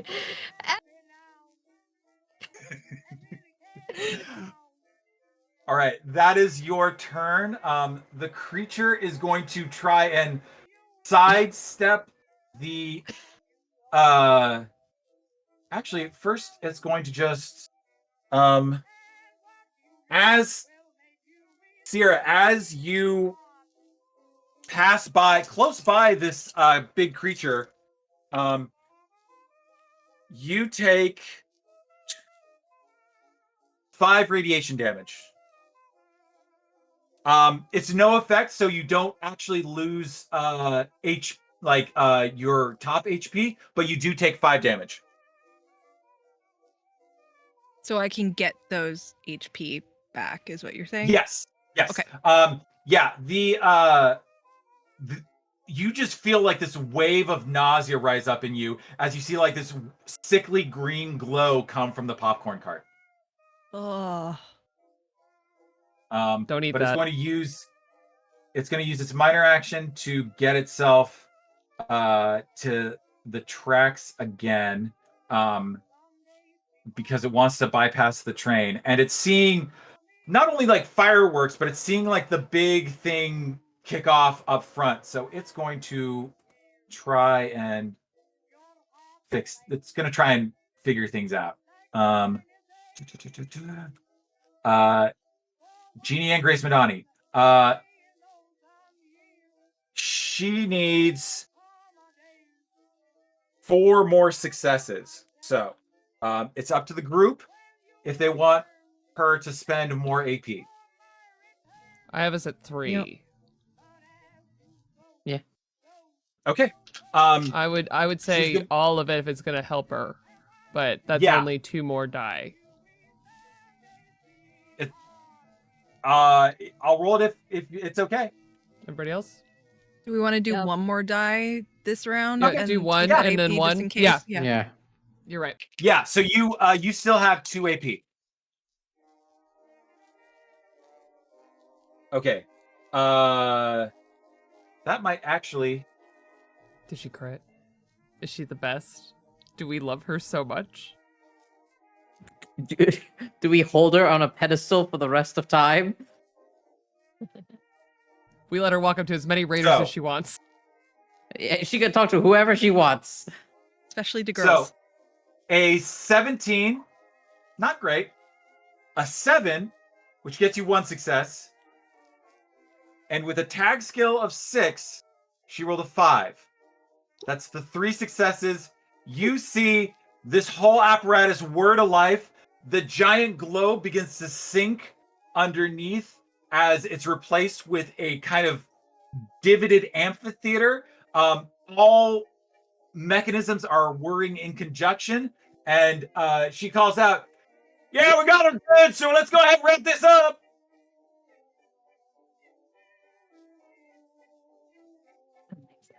Tour guide is going to My brother. my brother. Why are you setting this place on fire, my brother? Yeah, I am very didn't cross see with me. you for destroying our property. They didn't see me. I was sneaky. I was behind the carnival. I'm just a little guy. It's a little guy. Just that's a gonna silly be little moved guy. there. Trolley. Trolley is gonna go. Trolley is just gonna speed along the track and just.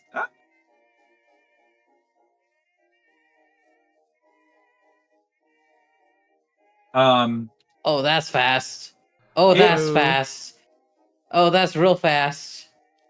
You see it whipping around the turns like leaning against the rail as it like scrapes clean like Ooh, the someone should rust oil that had that. gathered.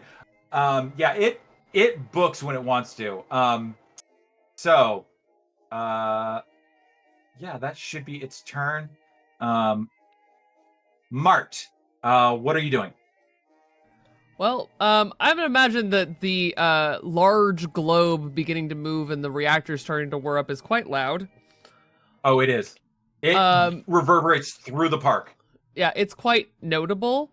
And so I think Mart, who I think just saw our Vaulties go one way and can kind of see the parade with our follower going the other way. Oh wait, no, one of them's gone. I saw one of the Vaulties vanish ahead of me, but And I am going to hop off at the beginning of my next turn. I just didn't have any actions left. yeah, you're good. Everyone, it's starting, and I think Mart is going to move as far as he can, but I think just to kind of clarify above table, Patrick, we know that once the reactor is starting, if the beast gets over there, that this is the flesh melting part of our extravaganza, yes? This pretty much is. You just need the beast to keep on in that direction, because if they get pulled anywhere else, out of range. Yeah. Okay, then in that case, Mart is going to okay, this archway where the turnaround is that it's just crossed. Yeah. What is that made of? Oh, it's made to look like, incredible limestone, like very prominent, like monumental in its nature, but you know that it's just chicken wire. Like it's Great. Very much, yeah. So if I shoot it, might it have a chance of, I don't know, structural failure? That is a good possibility. Great. I have a long range on my laser rifle, and I would take that little saunter forward to shoot it. Yeah, go ahead. I think with a movement action, you can get to, and you can see over. I think you could probably get to a I just want to vantage thread point the over needle. Want to go right past these Protectatrons who think they can shoot and show them how it's actually done. Now this is actually extra long range, so this will be a little bit more difficult, but you can still make the shot. I would love to. If it doesn't Go work, for it. That's very cocked. That will be on a 12. One success. That's all I've got. I'm out of luck, actually, so that's what I have. You put everything into it and you take that shot, and unfortunately it just like it hits the archway and just doesn't really do anything. It fizzles out. I think the tactician is overridden by the sentimental robot within, and he looks at the archway and he can't bear to actually destroy it. Yeah, because this is Finney's studio. For all intents and purposes, this is where she did the bulk of her work, and to destroy it, I mean, that's a heavy toll. Yeah, and I think Mart remembers, with crystal photographic clarity, walking through with Finney and looking over and going, wow, we're actually here, and remembering like having taken in all of that sensory information with her right next to him. And I think that his heart isn't in the shot. Yeah, and it just unfortunately, you watch as this creature uses its movement to, it's gonna just kind of get around the curve. It's booking as hard as it can. All right, Lena, that is gonna be, or Sierra, that's gonna be you. Okay. I don't know how far along I would be at this point, having not been able to hop off the swan my last turn. Yeah. So You'll probably be closer back with the children's play area. okay. It's a continuously moving parade, but it's not very fast. Okay. Can this is I don't know about this. Can I use a luck point for there to be like a little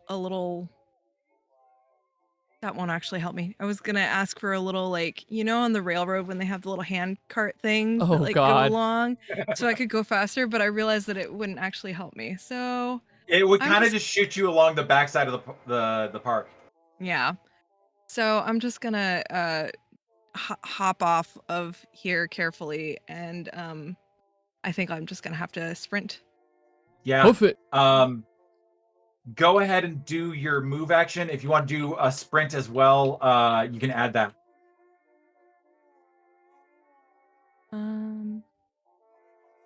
I don't remember how to work Roll20. Yeah, it's not. How do I do the click. line? That's a The good measurement. question. I know, right? Can somebody find out how far I can go? I mean, you're actually over here. And if you're doing a sprint, you can go to about there. Great. Thank you very much. I'm going to I'm going to do that. From the front of the children's playhouse, to the south track for you viewers at home. Thank you, yes. And yeah, my goal will just be to keep trucking along back to the action.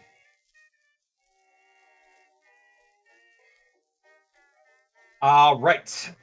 So you take a quick move out. That's going to be your turn. We're going to go to Lena May. You just installed the emitter into the emitter, and then you see the creature careening around the track coming up behind you. Is there anything that you'd like to do? I think that out of spite, which isn't really happened that much for Lena May, she's going to fire at the laser musket, with all of their being. But aim first, so I'm going to roll to hit. And I think that in this case, probably aiming for the torso, so I'll call out for bats. Yeah. Okay, we got. It's not a crit, sadly, but where's my energy weapons again? It's stunning. It's stellar. It's the most beautiful stuff. Okay, cool. Okay, so that is 2 successes to hit. You fire off a shot. Vats, where were you aiming? Torso. All right. Yeah, go ahead and roll damage. Woo! All 13. The torso, I'm with you. their mask, right? Yes. Had Dang. to ask. One more try. Yeah, One more had to- try. Yeah. Okay, so we have 3 2s so far, Mm-hmm. a 5 and a 4. Mm-hmm. Okay, let's roll the other. And then we have 2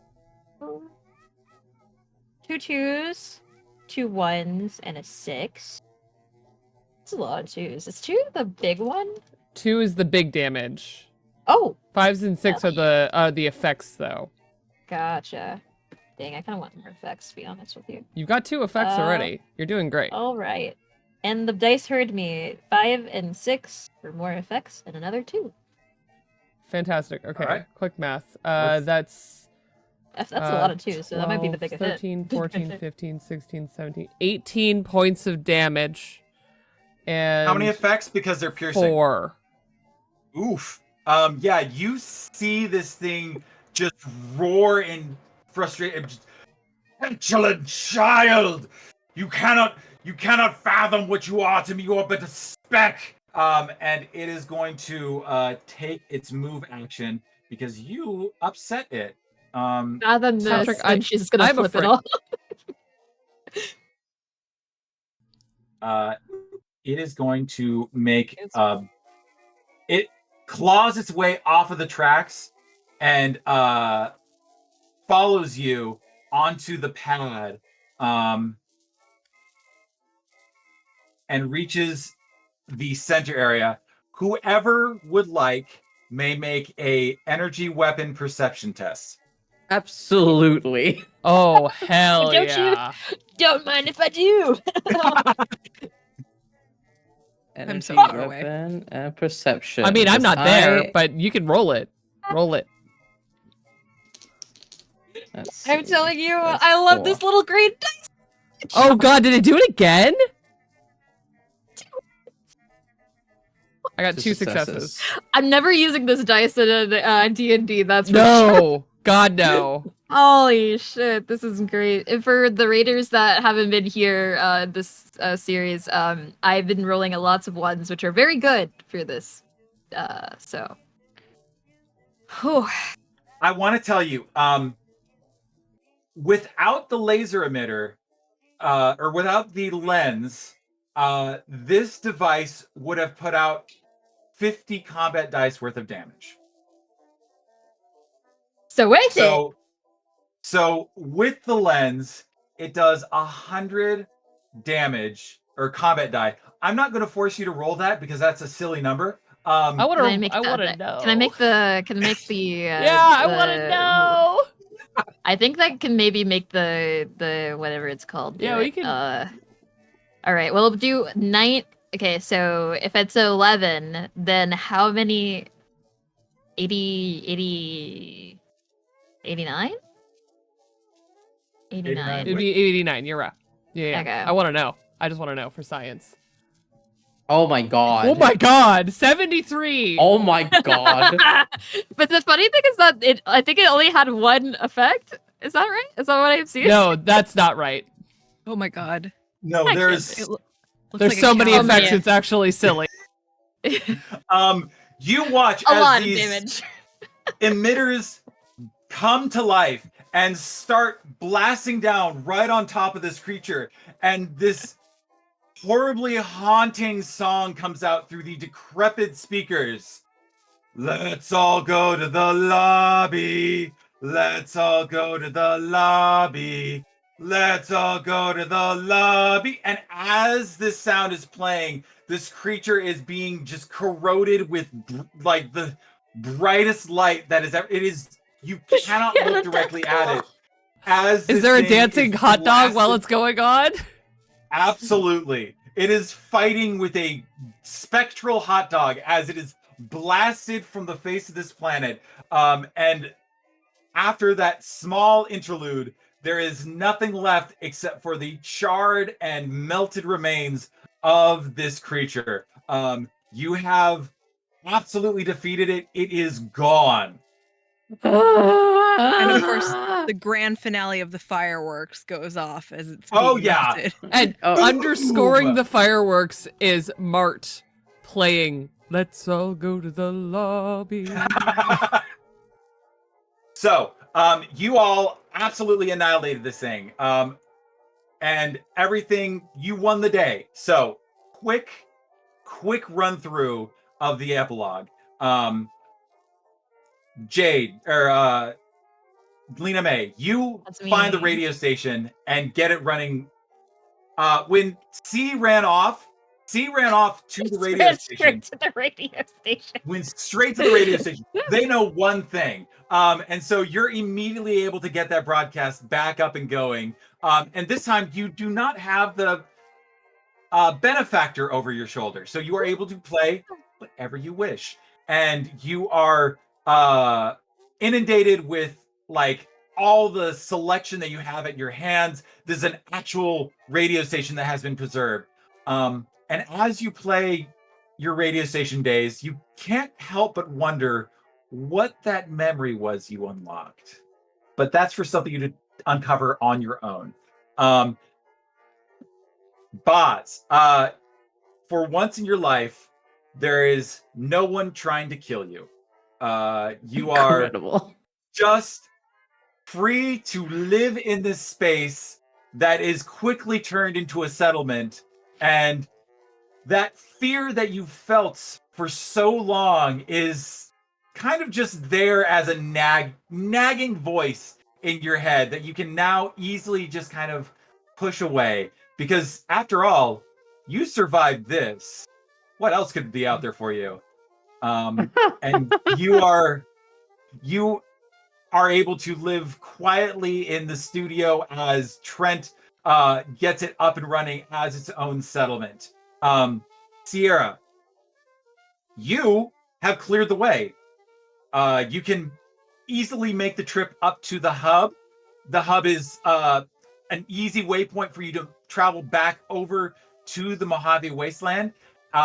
It's fairly easy. Like, there's much more support from the hub. The hub is a trading outpost. And so you very quickly make your way out to the Mojave and meet up with Julie Farkas. At which point she, sees your Brahmin coming and is infinitely grateful and says, about time. We're really behind on a lot of stuff. Yeah, I took a side route to a resort. Just had a great time. You you catch go. up with Julie, and she appreciates your help infinitely. But then you move on your way back because, after all, your home is the boneyard, and you have much to do still there. Mart. And I would let Boz know that he has an open offer to come with me to I the go. followers headquarters. Idyllic life does not suit me, it seems. So maybe I hang out with the followers with a friend. Maybe we you can take care of that settlement. Who knows? you Yeah. are introduced to Marge, and she instantly finds a home for you where you are once again running experiments and playing with technology to your heart's content. The knowledge does not go to Yeah. waste. Mart, you can now fill your days finishing what Finney started, and you have that clue in hand, Avalon. So that's where you leave off. That's where you pick up, is tracking down Avalon. And I think two things. One, Mart knows this studio very well. He brings Lena May as many soundtracks as he can locate around the facilities. Every single day, he Thanks, walks around bestie. and brings new, fascinating, original vinyl. The second thing is that he cleans up Finney's bungalow, sets it up to be immaculate and perfect, and closes the door and doesn't go back in. And builds a new base of operations. As you leave that perfectly preserved for the rest of time, there's a small thing at just the perimeter of the studio as a man in a well-dressed suit looks on. Wow, I do like myself an interesting game. Let's see where this leads. And with that,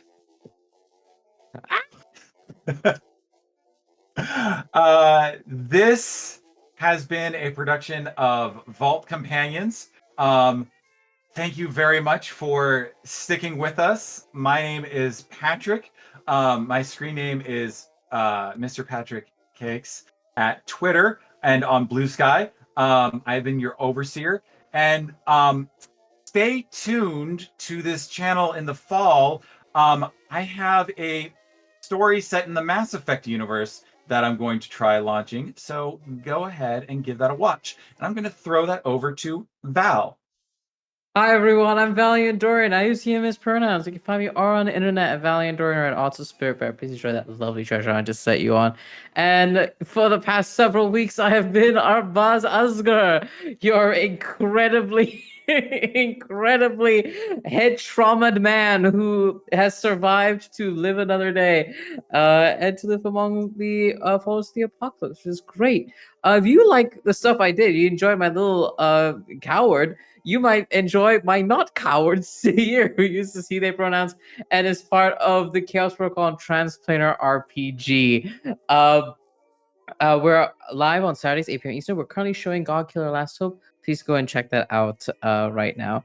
And yeah, I'm also developing my game. And I have a talk show. Go check that out. There's lots of stuff that I do. Go follow me and check that out. I'm passing it over to Lena. Hello, I'm Lena, she, her pronouns, and I have been Sierra, who also uses she, her pronouns, follower of the apocalypse, and mom to Molly and Molly. You can find me all over the internet at Lena Fisser, like artificer. I would spell it out for you, but I'd probably mess it up. It's written on here somewhere.